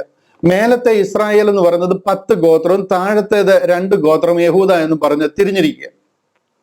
ആ 10 ഗോത്രത്തിന്റെ സെന്റർ അവരുടെ ക്യാപിറ്റലാണ് ശമരിയ എന്ന് പറയുന്നത്. താഴത്തെ 2 ഗോത്രത്തിന്റെ ക്യാപിറ്റലാണ് യെരുശലേം എന്ന് പറയുന്നത്. ഈ യെരുശലേമും ശമരിയായും കേന്ദ്രമാക്കി 2 രാജാക്കന്മാർ ഭരിക്കുക. ജെറൊബെയാമും റഹബെയാമിന്റെ ഒക്കെ കാലത്താണ് ഇത് പിരിയാനായിട്ട് ഇടയായി തീർന്നത്. ഇത് 10 ഗോത്രവും 2 ഗോത്രവുമായിട്ട് പിരിഞ്ഞിരിക്കുക. ഇന്ന് അത് ആരൊക്കെയാണെന്ന് പോലും അറിയാത്ത രീതിയിൽ കംപ്ലീറ്റ് ഇടകലർന്നു പോയിരിക്കുക. ഇവരോടാ പറയുന്നത്. ദൈവം പറയും, ഞാൻ ഇസ്രായേൽ ഗ്രഹത്തോട്ടും, മനസ്സിലായ, house of ജൂഡ and house of Israel, വളരെ സ്പെസിഫിക് ആയിട്ട് പറയുക. ഇത് ക്രിസ്ത്യാനിയോട് പറഞ്ഞ കാര്യമേ അല്ല. ഇന്ന് ക്രിസ്ത്യാനിറ്റിയിൽ 99.9% ജാതികളാണ്. അവരോട് പറഞ്ഞതല്ല ഞാൻ ഇസ്രായേൽ ഗ്രഹത്തോടും യഹൂദ ഗ്രഹത്തോടും പുതിയൊരു നിയമം ചെയ്യുമെന്നുള്ളത്. വളരെ സ്പെസിഫിക് ആയിട്ട് ദൈവം പറയാം. ദൈവത്തിന് പിഴ പറ്റത്തില്ല. കാര്യം പഴയ ഒരു നിയമം ചെയ്തിരുന്നു, അത് അവരനുസരിച്ചില്ല, അതുകൊണ്ട് പുതിയൊരു നിയമം അവരോട് ചെയ്യുമെന്ന് പറയും. നമ്മളോട് പഴയത് ഏത് നിയമമാണ് ചെയ്തത്? ഏത് പിതാക്കന്മാരോടാണ് നിങ്ങളുടെ നിയമം ചെയ്തത്? ഒരു നിയമവും നമ്മളോട് ചെയ്തിട്ടില്ലായിരുന്നു. ഒരു നിയമത്തിന് നമ്മൾ യോഗ്യരല്ല. കാര്യം നമ്മൾ അർത്തമീസ് ദേവിയെയും അശേര പ്രതിഷ്ഠയും ബാൽ വിഗ്രഹങ്ങളും ഒക്കെ ആരാധിച്ച് ദൈവത്തിൽ നിന്ന് അമ്പേ അകന്നു പോയിരുന്ന ജാതികളാണ്. ദൈവത്തിന് നമ്മളോട് ഇടപെടാനേ കൊള്ളത്തില്ല. നമ്മൾ വെറുക്കപ്പെട്ടവർ, അറയ്ക്കപ്പെട്ടവർ എന്ന് പറഞ്ഞ് ദൈവം വേർപാടിന് നടുച്ചുവർ കെട്ടി മറച്ചിരിക്കുന്ന ജനമാണ്. ഇവിടെ നമുക്ക് ഇതിനോടൊന്നും അടുക്കാൻ പറ്റത്തില്ല. ഒന്നും അറിയാതെ ചുമ്മാതെ കയറി നമ്മൾ ന്യൂ കവണന്റ് ചർച്ച് എന്നൊക്കെ പേരിട്ടേക്ക്. ഇവിടെ പറയുന്നത്, ഞാൻ ഇസ്രായേൽ ഗ്രഹത്തോട് യഹൂദ ഗ്രഹത്തോട്. നിങ്ങൾ എത്ര ഇസ്രായേലിയൻസ് ഉണ്ട് ഈ ചർച്ച് ഈ പേരിട്ട് ഇങ്ങനെയൊക്കെ പോകുന്ന ചർച്ചകൾ, ഇതിൽ വിശ്വസിക്കുന്നവർ? പുതിയൊരു നിയമം ചെയ്യും. അവരോട് ചെയ്യുന്ന കാര്യം അവർ, ആ കാലം വരുന്നത് യഹോവയുടെ അരുളപ്പാട്. അടുത്ത വാക്യം, ഞാൻ അവരുടെ പിതാക്കന്മാരെ കൈക്ക് പിടിച്ച് മിസ്രയീം ദേശത്ത് നിന്ന് കൊണ്ടുവന്ന നാളിൽ ഞാൻ അവരോട് ചെയ്ത നിയമം പോലെ അല്ല. കണ്ടോ, അവരുടെ അപ്പൂപ്പന്മാരെ കൈക്ക് പിടിച്ചോണ്ട് ഞാൻ പോയപ്പോൾ അവരോട് ചെയ്ത നിയമം പോലെയല്ല. ഞാൻ അവർക്ക് ഭർത്താവായിരുന്നിട്ടും അവർ എന്റെ നിയമം ലംഘിച്ചു കളഞ്ഞു എന്ന് യഹോവയുടെ അരുളപ്പാട്. അവർ കനാൻ ദേശത്ത് കയറിയതേ കർത്താവിന്റെ നിയമം ലംഘിക്കാൻ തുടങ്ങി. അമ്മോര്യരുടെയും സീദോന്യരുടെയും മറ്റേ എല്ലാ പാർട്ടികളുടെ കൂടെയും ചേർന്ന് കല്യാണവും കഴിച്ച് പിള്ളേരെയും ബലിയർപ്പിച്ച് കംപ്ലീറ്റ് ദൈവത്തിൽ നിന്ന് അകന്നു പോയി. അതുകൊണ്ട് ആ ദൈവം അവരെ ചിതറിച്ച് കളയുന്നത്, ലോകം മുഴുവൻ ഓടിച്ചു കളയുകയൊക്കെ ചെയ്യുന്നത്. ഞാൻ ലംഘിച്ചു കളഞ്ഞെന്ന് യഹോവയുടെ അരുളപ്പാട്. 33, എന്നാൽ ഈ കാലം കഴിഞ്ഞ ശേഷം ഒരു സർട്ടൺ പീരീഡ് ഉണ്ട്, അത് കഴിയും. അതിനെയാണ് ഈ കാലം എന്ന് പറയുന്നത്. ഈ കാലമെല്ലാം കഴിയുന്ന ഒരു സമയം വരും. അന്ന് ഞാൻ ഇസ്രായേൽ ഗ്രഹത്തോട് ചെയ്യുവാനിരിക്കുന്ന നിയമം ഇങ്ങനെയാകുന്നു. അവരോട് ഞാൻ ഇങ്ങനെ ഒരു നിയമം ചെയ്യും. കാര്യം അവരെ രണ്ടും കൂടി ഞാൻ ഒന്നാക്കും. അവരെ ഒന്നാക്കാൻ വേണ്ടിയിട്ട് ആ പെന്തക്കോസ്ത് പെരുന്നാൾ അവർക്ക് കൊടുത്തിരുന്നത്. അത് ആ 2 ബ്രെഡിന്റെ കാര്യം പറഞ്ഞത്, 2 റൊട്ടി നീരാജനം ചെയ്യേണ്ടത് അതുകൊണ്ടാണ്. അവർ 2ആയിട്ട് പിരിഞ്ഞിരിക്കുക. ആ 2ഉം കൂടി ഒന്നായി തീരും, ഒരപ്പമായി തീരും. അതാണ് പെന്തക്കോസ്ത് പെരുന്നാളിന്റെ പർപ്പസ് അവർക്ക് കൊടുത്തിരുന്നതിന്റെ. ഇവിടെ പറയുക, ഞാൻ ഈ കാലം കഴിഞ്ഞ ശേഷം ഇസ്രായേൽ ഗ്രഹത്തോട് ചെയ്യുവാനിരിക്കുന്ന നിയമം ഇങ്ങനെയാകുന്നു. ഞാൻ എന്റെ ന്യായപ്രമാണം അവരുടെ ഉള്ളിലാക്കി അവരുടെ ഹൃദയങ്ങളിൽ എഴുതും. ഞാൻ അവർക്ക് ദൈവമായോ അവർ എനിക്ക് ജനമായോ ഇരിക്കുന്ന യഹോവയുടെ അരുളപ്പാട്. ഇതൊരു ലോങ് ടൈം ശാശ്വതമായിട്ടുള്ള പദ്ധതിയുടെ കാര്യമാണ് കർത്താവ് പറയുന്നത്. ഈ ഒരു നിയമമോ ഈ ഒരു കവണന്റോ ഇതുവരെ ആരംഭിച്ചിട്ടില്ല. ഇതുവരെ ഉലകത്തിൽ ഇത് ചെയ്തിട്ടില്ല. ദൈവം പറയുന്നത് ദൈവം ചെയ്യുവാനിരിക്കുന്ന ഒരു കാര്യത്തെക്കുറിച്ചാണ്. ഇത് 1000 ആണ്ട് വാഴ്ചയിൽ അവരുടെ ഇടയിൽ ദൈവം പ്രാബല്യത്തിൽ കൊണ്ടുവരുന്ന ഒരു കവണന്റിനെ കുറിച്ചാണ് പറയുന്നത്. അന്ന് അവരാരും ദൈവത്തെ അറിയാതിരിക്കത്തില്ല. കാര്യം അവരുടെ ഹൃദയത്തിൽ എഴുതിയിരിക്കുക, നിങ്ങൾ ദൈവത്തെ അറിയുവാൻ ഞാൻ എൻ്റെ ന്യായപ്രമാണം അവരുടെ ഉള്ളിലാക്കി അവരുടെ ഹൃദയങ്ങളിൽ എഴുതും. ഞാൻ അവർക്ക് ദൈവമായിരിക്കും, അവരെനിക്ക് ജനമായിരിക്കും. അവർ ദൈവ മക്കളായിട്ട് 1000 ആണ്ടിൽ കിടക്കുന്ന ഒരു യഹൂദനും ദൈവത്തെ അറിയാത്തവനില്ല. ഉഴപ്പി നടക്കുന്ന ഒരുത്തിനും അവിടെ കയറത്തില്ല. എല്ലാവരും തീക്കിരയായി പോകും. ഇത് ദൈവം അവരോട് ചെയ്യുന്നതാണ്. അവരുടെ ഇടയിലേക്ക് അനേക ജാതികൾ, ഇവരുടെ ഇടയിൽ ദൈവം ഉണ്ടെന്നും പറഞ്ഞ് അവരുടെ വസ്ത്രാഗ്രം പിടിച്ചുകൊണ്ട്, യഹൂദന്റെ വസ്ത്രാഗ്രം പിടിച്ചുകൊണ്ട് അനേക ജാതികൾ അവരുടെ ഇടയിലേക്ക് വരും. ഇവരിൽ കൂടി ലോകം മുഴുവൻ അനുഗ്രഹിക്കപ്പെടും. നന്മയും കരുണയും ഈ ലോകം മുഴുവൻ ഒഴുകും. ഇവർക്ക് അടി കൊണ്ടിട്ട് നമുക്ക് അനുഗ്രഹം ലഭിച്ചെങ്കിൽ ഇവർക്ക് രക്ഷ ലഭിച്ചു കഴിയുമ്പോൾ, റോമാലേഖനം 11:12 പറയുന്ന, ഇവർക്ക് രക്ഷ ലഭിച്ചാൽ നമുക്ക് എന്തുമാത്രം അനുഗ്രഹം നമുക്ക് ലഭിക്കാൻ പോകുന്നു എന്നൊക്കെ ആ വാക്യത്തിൽ പറയുന്നതിന്റെ അർത്ഥമാണ്. അങ്ങനെ അവരോട് കൽപ്പിച്ചിരിക്കുന്ന ഒരു പ്രമാണമുണ്ട്, ഒരു ഉടമ്പടിയുണ്ട്. അതിനെയാണ് ഈ ന്യൂ കവണന്റ് എന്ന് പറയുന്നത്. ഈ കവണന്റ് ഇതുവരെയും കർത്താവ് ചെയ്തിട്ടില്ല. ഇനി നമുക്കൊരു കാര്യം കൂടെ മനസ്സിലാക്കാൻ നമ്മുടെ സമയം തീരുക. ന്യൂ കവണന്റ് ആണ് നമ്മളിപ്പോ ചിന്തിച്ചത്. ഇനി ന്യൂ ടെസ്റ്റമെന്റ് എന്താണെന്ന് കൂടെ ഒന്ന് പറയാം. ന്യൂ ടെസ്റ്റമെന്റ്, ഈ ന്യൂ ടെസ്റ്റമെന്റ് എന്ന് പറഞ്ഞു കഴിഞ്ഞാൽ ഈ ക്രിസ്ത്യാനിറ്റി, ഞാനിപ്പോ പറഞ്ഞു വരുന്നില്ലേ, റോമിലേക്ക് ആരംഭിച്ച സഭ ക്രൈസ്ത്യാനിറ്റി, അല്ലെന്നുണ്ടെങ്കിൽ 12 അപ്പോസ്തലന്മാരുടെ നേതൃത്വത്തിൽ ദൈവം ഇവരോട് പറഞ്ഞ സ്വർഗരാജ്യത്തിലേക്ക് കടക്കുവാനായിട്ട് അവരെ ഒരുക്കുവാനായിട്ട് ദൈവം അവരോട് കൽപ്പിച്ചു കൊടുത്ത ഉപദേശവും നിയമങ്ങളുമാണ്. അവിടെ പ്രധാനമായിട്ടും മാനസാന്തരം, മടങ്ങി വരിക. ഈ മാനസാന്തരം എന്നൊക്കെ പറഞ്ഞ് നമ്മളോട് പറഞ്ഞ കാര്യമല്ല, യഹൂദനോട് പറഞ്ഞ കാര്യമാണ്. മനസ്സിന് അന്തരം ഉണ്ടായിട്ട് മടങ്ങി വരേണ്ടത് അവരാ. കാര്യം അവരായിരുന്നു ദൈവജനം. അവർ വീണുപോയി. അവിടുന്ന് എഴുന്നേറ്റ് വരുന്നതിനെയായി മാനസാന്തരം എന്ന് പറയുന്നത്. നമ്മൾ ദൈവജനമേ അല്ലായിരുന്നു, നമ്മൾ കുഴി കിടന്നവരാ. നമ്മൾ എഴുന്നേറ്റ് എങ്ങോട്ട് വരുന്ന കാര്യമാണ്? കുഴിയിലോട്ട് പോകുന്ന കാര്യമാണ് നമ്മുടേത്. നമുക്ക് മാനസാന്തരമല്ല, നമ്മൾ ഇങ്ങനൊരു സ്വർഗീയ പദ്ധതി കർത്താവ് നമുക്ക് വേണ്ടി നിവർത്തിച്ചു എന്നുള്ള അറിവും ആ വചനം നമ്മുടെ ഉള്ളിലേക്ക് വീഴുമ്പോൾ അതിലെ ആ വിശ്വാസത്തിൽ നാം ജനിക്കുക. നമുക്ക് വീണ്ടും ജനനമല്ല, നമ്മൾ ആദ്യമായിട്ട് ജനിക്കുക. നമ്മുടെ ഒരു രണ്ടാമത്തെ പദ്ധതിയല്ല, നമ്മുടെ ഒന്നാമത്തെ പദ്ധതിയാ ക്രൂശ് എന്ന് പറയുന്നത്. നമ്മൾ എന്തോ നല്ല ആൾക്കാരായിരുന്നു, പിന്നെ വീണുപോയി, അവിടുന്ന് എഴുന്നേറ്റ് വീണ്ടും നല്ലവരാകുന്ന ഒരു പദ്ധതി അല്ല. നമുക്ക് ഒരേ ഒരു പദ്ധതിയുള്ളത് കർത്താവിന്റെ ക്രൂശ. അതിൽ വിശ്വസിച്ചാൽ നാം രക്ഷിക്കപ്പെടും. അത് എന്നേക്കുമായിട്ടുള്ള പദ്ധതിയാണ്. ഇവിടെ ഈ ന്യൂ ടെസ്റ്റമെന്റ് എന്ന് പറയുന്നത് ഇതിനകത്തിൽ മാനസാന്തരം, അത് യഹൂദന. അവർക്ക് ആ ജലസ്നാനം, ആ മാനസാന്തരപ്പെട്ട് മടങ്ങി വന്നതിനെ ആ ജലത്തോട് ചേർത്ത് അവനെ ക്ലെൻസ് ചെയ്യുക. കാര്യം അവൻ ആ ശുദ്ധീകരണം പ്രാപിച്ചിരിക്കുന്നു, മടങ്ങി വന്നിരിക്കുന്നു. അവരുടെ കൽപ്പനയും അവരുടെ ആചാരത്തിന്റെ ഭാഗമായിട്ട് ദൈവം അവരോട് പറഞ്ഞിരിക്കുന്നു അവനെ ജലസ്നാനപ്പെടുത്താൻ. വിശ്വസിക്കുകയും സ്നാനമേൽക്കുകയും ചെയ്യുന്നവൻ രക്ഷിക്കപ്പെടും. അങ്ങനെ അവൻ രക്ഷിക്കപ്പെട്ടു വരിക. അങ്ങനെയുള്ളവൻ ആ വിശ്വാസത്തിൽ അതിൽ നിലനിൽക്കുമ്പോൾ പരിശുദ്ധാത്മാവിന്റെ അഭിഷേകം അവന് ലഭിക്കുക. അങ്ങനെ അത്ഭുതങ്ങളും അടയാളങ്ങളും വീര്യപ്രവൃത്തികളും ഒക്കെ ചെയ്യുവാനായിട്ട് കർത്താവ് പറഞ്ഞ മത്തായിയുടെ സുവിശേഷം 5, 6, 7 പറഞ്ഞിരിക്കുന്ന ഗിരിപ്രഭാഷണം ഉണ്ടല്ലോ, അത് അവർ ഫോളോ ചെയ്യണം. ഒരു ചകിട്ടം തടിച്ചാൽ മറ്റേ ചകിടം കാണിച്ചു കൊടുക്കണം. ഒരു വഴി ദൂരം പോകാൻ പറഞ്ഞു കഴിഞ്ഞാൽ 2-10 വഴി ദൂരം അവന്റെ കൂടെ നടക്കുക. നിങ്ങളുടെ മൊബൈൽ ഫോൺ ചോദിച്ചു കഴിഞ്ഞാൽ ചാർജറോടെ വിട്ടുകൊടുക്കുക എന്നൊക്കെ ഞാൻ പറയുമല്ലോ, ആ സംഭവമാണ്. എന്ന് പറഞ്ഞതുപോലെ ഈ കാര്യങ്ങളിലെല്ലാം ആ ദൈവം അവരോട് കൽപ്പിച്ചിരിക്കുന്ന ഉപദേശം, അതിനെയാണ് ന്യൂ ടെസ്റ്റമെന്റ് എന്ന് പറയുന്നത്. ആ ഒരു ടെസ്റ്റമെന്റ് ആണ് അവര് ഫോളോ ചെയ്യേണ്ടത്. ഇനി ഈ ടെസ്റ്റമെന്റ് ഫോളോ ചെയ്യണമെങ്കിൽ അതൊരു വില്ല. അത് കർത്താവ് ജീവിച്ചിരിക്കുന്നിടത്തോളം കാലം അത് ഫോളോ ചെയ്തു കഴിഞ്ഞാൽ അതിന് പ്രാബല്യത്തിലാവത്തില്ല. എബ്രായ ലേഖനം 2 വാക്കുകൊണ്ട് കാണിച്ച് ഞാനൊന്നും വേറൊന്നും പറയുന്നില്ല, ഇത് പറഞ്ഞു തീർക്കാം. അതുകൊണ്ട് അധികം സമയം നമുക്കെല്ലാം 5 മിനിറ്റ് കൊണ്ട് തീരുകയാണ്. എബ്രായ ലേഖനം 9-ാം അധ്യായം അതിന്റെ 16 മുതലുള്ള ചില വാക്യങ്ങൾ വായിച്ചു കേൾപ്പിക്കാം. ഇത് കണ്ടില്ലയോ? എബ്രായ ലേഖനം 9-ാം അധ്യായം. നിയമമുള്ളിടത്ത് നിയമകർത്താവിന്റെ മരണം തെളിവാൻ ആവശ്യം. ഇവിടെ നിയമം കൊണ്ടുവന്നു കഴിഞ്ഞാൽ ആ ഇത് വില്ലാണ്. ആള് മരിക്കണം. മരിച്ചു കഴിഞ്ഞാൽ ആ നിയമം പ്രാബല്യത്തിൽ വരത്തുള്ളൂ. മരിച്ച ശേഷമല്ലോ നിയമം സ്ഥിരമാകുന്നത്. ഇതെല്ലാം കവണന്റ് അല്ല, ഇതൊക്കെ ടെസ്റ്റമെന്റ്. നിയമം സ്ഥിരമാകുന്നു. നിയമകർത്താവിന്റെ ജീവകാലത്തോളം അതിന് ഉറപ്പില്ല, വേണമെന്നുണ്ടെങ്കിൽ ഇത് മാറ്റാൻ പറ്റും. ഇവിടെ അതുകൊണ്ട് ആദ്യ നിയമവും രക്തം കൂടാതെ പ്രതിഷ്ഠിച്ചതല്ല. ഇതാണ് ഇതിനെക്കുറിച്ച് മോശ ചെയ്ത കാര്യം പറഞ്ഞു വരിക. ഒന്നാമത് ലഭിച്ച നിയമവും രക്തം കൂടാതല്ല പ്രതിഷ്ഠിച്ചത്, അത് രക്തത്തോടു കൂടിയ. മോശ ആ പുസ്തകത്തിന്റെ മേലെല്ലാം രക്തം തളിച്ച കാര്യങ്ങളാണ് ഇനി പറയാൻ പോകുന്നത് 8-ാമത്തെ അധ്യായത്തിലും ഒക്കെ പറഞ്ഞു വരുന്നത്. കാര്യം ഇവിടെ ഒരു മരണം ആവശ്യമായിരുന്നു, എന്നാലേ ഇതിന് ഉറപ്പാകത്തുള്ളൂ. 22-ാമത്തെ വാക്യം കണ്ടില്ല, അവിടെ പറയുകയാണ് ന്യായപ്രമാണ പ്രകാരം ഏകദേശം സകലവും രക്തത്താൽ ശുചീകരിക്കപ്പെടുന്നു. രക്തം ചൊരിഞ്ഞിട്ടല്ലാതെ വിമോചനമില്ല. ഇവിടെ ഒരു രക്തച്ചൊരിച്ചിലിന്റെ ആവശ്യമുണ്ട്. ആ രക്തം ഇതിന്റെ മേൽ തളിക്കാതെ ഈ ന്യൂ ടെസ്റ്റ്മെന്റിൽ ഈ കാര്യങ്ങളൊക്കെ കർത്താവ് ഇവരെ പഠിപ്പിച്ചെങ്കിലും അത് പ്രാബല്യത്തിലാവത്തില്ല.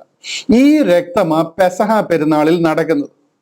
പെസഹ കർത്താവ് യഹൂദന്മാരുടെ 12 പേരോട് കൂടി ആ പെസഹ ആചരിക്കുമ്പോൾ ലൂക്കോസിന്റെ സുവിശേഷം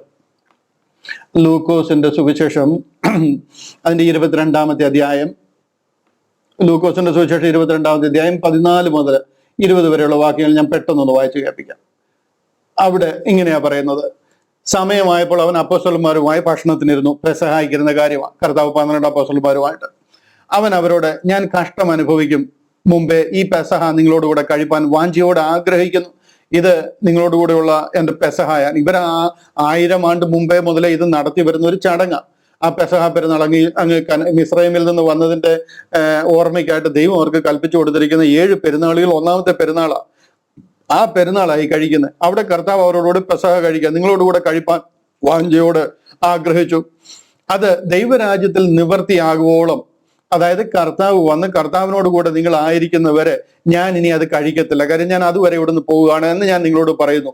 എന്നാൽ 1000 ആണ്ട് വന്നു കഴിയുമ്പോൾ വീണ്ടും ഇതിനെ ഓർമ്മിപ്പിക്കുവാൻ, ഇതിനെ സ്മരിക്കുവാൻ ആ ശുശ്രൂഷ ഉണ്ടാകും. അത് ദൈവരാജ്യത്തിൽ നിവർത്തിയാകുവോളം ഞാൻ ഇനി അത് കഴിക്കയില്ല എന്ന് ഞാൻ നിങ്ങളോട് പറയുന്നു. പിന്നെ പാനപാത്രം എടുത്ത് വാഴ്ത്തി, ഇത് വാങ്ങി പങ്കിട്ടുകൊള്ളുവീൻ, ദൈവരാജ്യം വരുവോളം ഞാൻ മുന്തിരിവള്ളിയുടെ അനുഭവം ഇനി മുതൽ കുടിക്കയില്ല എന്ന് ഞാൻ നിങ്ങളോട് പറയുന്നു. പിന്നെ അപ്പം എടുത്ത് വാഴ്ത്തി നുറുക്കി അവർക്ക് കൊടുത്തു, ഇത് നിങ്ങൾക്ക് വേണ്ടി നൽകുന്ന എൻ്റെ ശരീരം, എൻ്റെ ഓർമ്മയ്ക്കായി ഇത് ചെയ്യുവീൻ എന്ന് പറഞ്ഞു. അടുത്ത വാക്യം, അവണ്ണം തന്നെ അത്താഴം കഴിഞ്ഞ ശേഷം അവൻ പാനപാത്രവും എടുത്തു, ഈ പാനപാത്രം നിങ്ങൾക്ക് വേണ്ടി ചൊരിയുന്ന എൻ്റെ രക്തത്തിലെ പുതിയ നിയമമാകുന്നു. ഈ പുതിയ നിയമത്തിന്റെ മേലാണ് കർത്താവിന്റെ ഈ രക്തം തളിക്കപ്പെടുന്നത്. ഈ രക്തം സിംബോളിക്കായിട്ട് നിങ്ങൾ കുടിക്കുന്നത്, പുതിയ നിയമം ഞാൻ നിങ്ങൾക്ക് കൽപ്പിച്ചു തരുന്ന പുതിയ നിയമത്തിന്റെ തെളിവിന് വേണ്ടി ഈ പാനപാത്രം നിങ്ങൾക്ക് വേണ്ടി ചൊരിയുന്ന എൻ്റെ രക്തത്തിലെ പുതിയ നിയമമാകുന്നു എന്ന് പറയാം. കർത്താവ് ആ കാൽവറിയിൽ തളിക്കപ്പെടുന്ന, ആ ക്രൂസിലൂടെ ഒഴുകപ്പെടുന്ന ആ രക്തം ആ പുതിയ നിയമത്തിന്റെ സിംബോളിക്കായിട്ട് ആ പുതിയ നിയമത്തിന്റെ മേൽ തളിച്ച് ആ പുതിയ നിയമം പ്രാബല്യത്തിലാകുക. ഇതാണ് ആക്ച്വലി പെന്തക്കോസ്ത് നാളിൽ പ്രാബല്യത്തിലാവുന്നതും. ഈ പെന്തക്കോസ്ത് നാൾ മുതൽ പത്രോസും പന്തിരുവരും ഒക്കെ പ്രസംഗിച്ചു വരുന്നത് ഈ സുവിശേഷമാണ്, അല്ലെങ്കിൽ ഈ ടെസ്റ്റമെന്റ് അവിടെ പ്രാബല്യത്തിലാവുക. അത് വളരെ വാസ്തവമായിട്ടുള്ള കാര്യമാണ്. അപ്പോസ്തല പ്രവർത്തികൾ 1-ാം അധ്യായത്തിൽ അതിന്റെ ആ ഒരു ഒരുക്കവും കാര്യങ്ങളെല്ലാം നമുക്ക് കാണാനായിട്ട് കഴിയും. ആ പെന്തക്കോസ്ത് നാളിൽ ഇത് ആരംഭിക്കണം. അതിനു വേണ്ടിയിട്ട് കർത്താവ് അവരോട് പറയാം, യോഹന്നാൻ വെള്ളം കൊണ്ട് നിങ്ങളെ സ്നാനം കഴിപ്പിച്ചു, നിങ്ങൾക്ക് ഇനി ഏറെ നാൾ കഴിയും മുമ്പേ പരിശുദ്ധാത്മാവ് കൊണ്ട് സ്നാനം ലഭിക്കും എന്ന് പറഞ്ഞു. കർത്താവ് അവരോട് പറഞ്ഞിരിക്കുന്ന മാനസാന്തരവും ജലസ്നാനവും പരിശുദ്ധാത്മാവിഷയം ഒക്കെ നടക്കാൻ പോകുന്ന കാര്യത്തെക്കുറിച്ച് അവരോട് പറയുക. 8-ാമത്തെ വാക്യത്തിൽ പറയുക, പരിശുദ്ധാത്മാവ് നിങ്ങളുടെ മേൽ വരുമ്പോൾ നിങ്ങൾ ശക്തി ലഭിച്ചിട്ട് യെരുശലേമിലും യഹൂദയിലെല്ലായിടത്തും ശമരിയയിലും ഭൂമിയുടെ അറ്റത്തോളം എൻ്റെ സാക്ഷികളാകുമെന്ന് പറഞ്ഞു. ഇതെല്ലാം അവരെ ഒരുക്കുക, ആ ഒരു ആരാധനയിലേക്ക് കടക്കുക. അങ്ങനെ 2-ാം അധ്യായത്തിൽ അതിന്റെ 4-ാമത്തെ വാക്യത്തിൽ പരിശുദ്ധാത്മാവ് പറഞ്ഞതുപോലെ വരിക. എല്ലാവരും പരിശുദ്ധാത്മാവ് നിറഞ്ഞവരായി ആത്മാവ് അവർക്ക് ഉച്ചരിക്കാൻ നൽകിയതുപോലെ അന്യഭാഷകളിൽ സംസാരിക്കാൻ തുടങ്ങി. നിങ്ങൾക്ക് ആ ഒരു കണ്ടിന്യൂറ്റി, ആ ഒരു ഗ്രിപ്പ് കിട്ടുന്നുണ്ടെന്ന് വിചാരിക്കുന്നു. ഇതെല്ലാം അവരോട് പറഞ്ഞിരിക്കുന്ന കാര്യങ്ങളാണ്. ഉലകം മുഴുവനും ചിതറിപ്പാർക്കുന്ന അവരെ പോയി അറിയിക്കുവാനായിട്ടും അവരോട് സംസാരിക്കാൻ ഭാഷമേൽ അധികാരവും ഒക്കെ ദൈവം അവരുടെ മേൽ കൊടുക്കുക. പരിശുദ്ധാത്മാവിനെ പകരുന്നത് എന്തിനാന്ന് ചോദിച്ചു കഴിഞ്ഞാൽ അമാനുഷിക ശക്തി പകരുക, ആ അത്ഭുതങ്ങളും അടയാളങ്ങളും ചെയ്യുവാൻ അവരെ പ്രാപ്തരാക്കുക. യഹൂദൻ അടയാളം കാണാതെ വിശ്വസിക്കത്തില്ല. ചെങ്കടൽ പിളരാതെ കർത്താവ് കൂടെ ഉള്ളതെന്ന് അവർ വിശ്വസിക്കത്തില്ല. മന്നയും കാടപ്പക്ഷിയും ലഭിച്ച പല്ലിനിടയിൽ ഇരിക്കുമ്പോൾ കൂടെ ദൈവമാണോ എന്ന് സംശയിക്കുക, വെള്ളം തരാൻ വിശ്വസ്തനാണോ എന്ന് സംശയിക്കുക. അതാണ് അവരുടെ സ്വഭാവം. അതുകൊണ്ടാണ് ഈ അത്ഭുതങ്ങളും അടയാളങ്ങളും എല്ലാം ചെയ്യാൻ പരിശുദ്ധാത്മാവിനാൽ അവരെ ശക്തിപ്പെടുത്തുക. ഇതെല്ലാം അവരുടെ ഇടയിൽ നടക്കുന്ന കാര്യങ്ങളാണ്. ഇതുകൊണ്ടാണ് മത്തായിയുടെ സുവിശേഷം 28-ലൊക്കെ അവരോട് പറഞ്ഞത്, പോയി ഉലകമെമ്പാടും പോയി സകലരെയും ഈ സുവിശേഷം അറിയിക്കാൻ. 28-19 പറയാണ്, ആകയാൽ പുറപ്പെട്ട നിങ്ങൾ പിതാവിന്റെയും പുത്രന്റെയും പരിശുദ്ധാത്മാവിന്റെ നാമത്തിൽ സ്നാനം കഴിപ്പിച്ചും ഞാൻ നിങ്ങളോട് കൽപ്പിച്ചതൊക്കെയും പ്രമാണിപ്പാൻ തക്കവണ്ണം ഉപദേശിച്ചുകൊണ്ട് സകല ജാതീയ ദേശത്തുമാണ്. അതൊരു വലിയ മിസ്റ്റേക്കാ, ഞാൻ അതിലേക്ക് ഇപ്പൊ കടക്കുന്നില്ല. സകല ജാതീയ ദേശത്തും പോയി അവരെ ശിഷ്യരാക്കിക്കൊള്ളുവീൻ, ഞാനോ ലോകാവസാനത്തോളം എല്ലാ നാളും നിങ്ങളോട് കൂടെ ഉണ്ട്. ഇതെല്ലാം ഇവർക്ക് കൊടുത്തിരിക്കുന്ന ആ ന്യൂ ടെസ്റ്റമെന്റിന്റെ ഭാഗമാണ്. ആ new testament actually started on Pentecostal day. ആ അപ്പോസ്തല പ്രവൃത്തികൾ 2-ാം അധ്യായത്തിൽ പെന്തക്കോസ്ത് നാളിൽ ഇത് ആരംഭിച്ചിരിക്കുക. എന്നാൽ ന്യൂ കവണന്റ് ഇതുവരെയും തുടങ്ങിയിട്ടില്ല. അത് തുടങ്ങാൻ പോകുന്നത് 1000 ആണ്ടില. ഇനി നമ്മൾ ഇവിടുന്ന് പോയതിനു ശേഷം, റാപ്ചറിൽ നാം ഇവിടുന്ന് ചേർക്കപ്പെട്ടു പോയതിനു ശേഷം ദൈവം, അതായത് യഹൂദനെ യഥാസ്ഥാനപ്പെടുത്തുന്ന ഒരു കാലമുണ്ട്. ആ കാലത്ത് ഈ പറയുന്ന New Testament will come back into effect. ഇത് പ്രവൃത്തി പദത്തിലേക്ക് വരും. അങ്ങനെ അവർ മാനസാന്തരം പ്രസംഗിക്കും, അവർ ജലസ്നാനം സ്വീകരിക്കും, പരിശുദ്ധാത്മാവിഷയം അവരുടെ മേലുണ്ടാകും, അവർ അത്ഭുതങ്ങളും വീര്യപ്രവൃത്തികളും കാര്യങ്ങളും എല്ലാം അവരുടെ ഇടയിൽ നടക്കും. അത് ഇസ്രായേലിൽ മാത്രമല്ല, അങ്ങ് അമേരിക്ക മുതൽ ഓസ്ട്രേലിയ വരെയുള്ള യഹൂദന്മാരുടെ ഇടയിൽ നടക്കും. സകലമാന ദേശത്തും അവരെ ദൈവം യെരുശലേമിൽ കൂട്ടിച്ചേർക്കുന്നവരെ അതുണ്ടാകും. ഹല്ലേലൂയ. ഇതാണ് ന്യൂ ടെസ്റ്റമെന്റ് എന്ന് പറയുന്നത്. ഈ ന്യൂ കവണന്റ്, ന്യൂ ടെസ്റ്റമെന്റും ഓൾഡ് കവണന്റും ഓൾഡ് ടെസ്റ്റമെന്റും ഇതെല്ലാം എങ്ങനെയാണ് പ്രാബല്യത്തിൽ വന്നത്? ഇതെല്ലാം രക്തത്താലാണ് പ്രാബല്യത്തിൽ വന്നത്. കർത്താവ് പെസഹ കഴിക്കുമ്പോൾ ഇത് എൻ്റെ രക്തത്തിന് പുതിയ നിയമമാകുന്നു എന്ന് പറയുന്നത് ശരിയാതെ അവരോട് പറഞ്ഞിരിക്കുന്ന കാര്യങ്ങളാണ്. ഇവിടെ ഒന്നും ന്യൂ ഡിസ്പെൻസേഷനോ ഇവിടെ ബോഡി ഓഫ് ക്രൈസ്റ്റോ കാൽവറി ക്രൂസിലൂടെ തുറന്ന രക്ഷാ പദ്ധതി ഒന്നും വെളിപ്പെട്ടിട്ടില്ല. അതല്ല, ആ ഓഡിയൻസും അതല്ല, പദ്ധതിയും അതല്ല. നിങ്ങൾക്കത് മനസ്സിലാകുമെന്ന് വിചാരിക്കാം. ഇവിടെ ഒരു ചോദ്യം ബാക്കി നിൽക്കുന്നുണ്ട്, ഞാൻ അത് വിട്ടു കഴിഞ്ഞാൽ ഇത് പൂർണ്ണമാകത്തില്ല. അതുകൂടെ പെട്ടെന്ന് പറഞ്ഞ് ക്ലോസ് ചെയ്യാം. പൗലോസ് അപ്പോസ്തലൻ ഒരിടത്ത് പറയുന്നുണ്ട്, 2 കൊരിന്ത്യർ 3-ാം അധ്യായം, കൊരിന്ത്യർക്ക് എഴുതിയ 2-ാമത്തെ കൊരിന്ത്യർ അതിൽ 3-ാം അധ്യായം 6-ാം വാക്യത്തില് പൗല് പറയുന്നുണ്ട് ഇങ്ങനൊരു വാക്യം: അവൻ ഞങ്ങളെ പുതിയ നിയമത്തിന്റെ ശുശ്രൂഷകന്മാരാക്കുവാൻ പ്രാപ്തരാക്കി. ഇത് ഒത്തിരി പേരെ കൺഫ്യൂഷൻ ആക്കിയിട്ടുണ്ട്. അപ്പൊ പൗലോസ് അപ്പോസ്തലനും ഈ പുതിയ നിയമത്തിന്റെ ശുശ്രൂഷകനായിരുന്നോ? അക്ഷരത്തിന്റെ ശുശ്രൂഷകന്മാരല്ല, ആത്മാവിന്റെ ശുശ്രൂഷകന്മാരത്രേ. അക്ഷരം കൊല്ലുന്നു, ആത്മാവോ ജീവിപ്പിക്കുന്നു. ഇവിടെ പറയുന്ന പുതിയ നിയമം എന്ന് പറയുന്നത്, പൗലോസ് അപ്പോസ്തലൻ പറയുന്നത് പോളിനെ ഏൽപ്പിച്ചിരിക്കുന്ന ഒരു പുതിയ പദ്ധതിയാണ്. ആ പുതിയ നിയമം, അതായത് ഈ ഒരു ന്യൂ കവണന്റ് വരുന്നതിനും ഓൾഡ് ടെസ്റ്റമെന്റിനും ഓൾഡ് കവണന്റിനും ഇടയിലുള്ള ഒരു പദ്ധതിയായി ന്യൂ ടെസ്റ്റമെന്റിന്റെ പദ്ധതി. ആ ന്യൂ ടെസ്റ്റമെന്റിന്റെ പദ്ധതിയിൽ തന്നെ മറഞ്ഞിരുന്ന ഒരു പദ്ധതിയാ ദൈവം പൗലോസ് അപ്പോസ്തലനെ കാണിക്കുന്നത്. ആ പദ്ധതിയാണ് അക്ഷരത്തിന്റെ ശുശ്രൂഷയല്ല, ആത്മാവിന്റെ ശുശ്രൂഷ. ആ പരിശുദ്ധ ആത്മാവിനാൽ, യേശു ക്രിസ്തുവിന്റെ ആത്മാവ് നമ്മുടെ ഉള്ളിലേക്ക് വരികയും നമ്മളെ ആത്മാവിനാൽ സ്നാനപ്പെടുത്തി ദൈവത്തോട് ചേർക്കുകയും ചെയ്യുന്ന ഒരു പദ്ധതിയെ കുറിച്ചാണ് പോൾ ഇവിടെ പറയുന്നത്. ആ പോൾ അവിടെ പുതിയ നിയമത്തിന്റെ ശുശ്രൂഷ എന്ന് പറഞ്ഞു കഴിഞ്ഞാൽ ഇതിനിടയിൽ വന്നിരിക്കുന്ന നിയമത്തിന്റെ ഒരു ഭാഗമാണ്, അല്ലെന്നുണ്ടെങ്കിൽ ദൈവിക പദ്ധതിയുടെ ഒരു ഭാഗമാണ് അത് എന്ന് നമ്മൾ മനസ്സിലാക്കണം. 25-ാമത്തെ വാക്യം, കൊലോസ്യ ലേഖനം 1-ാം അധ്യായം 25-ാം വാക്യം, അവിടെ പറയാം, നിങ്ങൾക്ക് വേണ്ടി ദൈവം എനിക്ക് നൽകിയിരിക്കുന്ന ഉദ്യോഗപ്രകാരം. പോൾ പറയുന്നത്, ദൈവം എനിക്ക് നൽകിയ ഒരു ഉദ്യോഗമുണ്ട്. അത് പഴയ നിയമത്തിന്റെയോ പുതിയ നിയമത്തിന്റെയോ നിങ്ങൾ ഉദ്ദേശിക്കുന്ന ഉദ്യോഗമല്ല. ഉദ്യോഗപ്രകാരം ദൈവവചന ഘോഷണം നിവർത്തിക്കേണ്ടതിന് ഞാൻ സഭയുടെ ശുശ്രൂഷകനായിരിക്കുന്നു. ദൈവം പോളിനെ സഭയുടെ ശുശ്രൂഷകനാക്കി. ആ സഭ പൂർവ്വകാലങ്ങൾക്കും തലമുറകൾക്കും മറഞ്ഞു കിടന്ന മർമ്മമെങ്കിലും ഇപ്പോൾ അത് തന്റെ വിശുദ്ധന്മാർക്ക് വെളിപ്പെട്ടിരിക്കുന്നു. ഈ ഉപദേശത്തിന്റെ കാര്യം, ഈ നിയമം എന്നെ ഏൽപ്പിച്ചിരിക്കുന്നു എന്നാ പോൾ അവിടെ പറഞ്ഞിരിക്കുന്നതിന്റെ അർത്ഥം. അതോ ജാതികളുടെ ഇടയിൽ ഈ മർമ്മത്തിന്റെ മഹിമാതനം എന്തെന്ന് അറിയിപ്പാൻ ദൈവത്തിന് ഇഷ്ടമായി. ആ മർമ്മം മഹത്വത്തിന്റെ പ്രത്യാശയായ ക്രിസ്തു നിങ്ങളിൽ ഇരിക്കുന്നു എന്നുള്ളത് തന്നെ.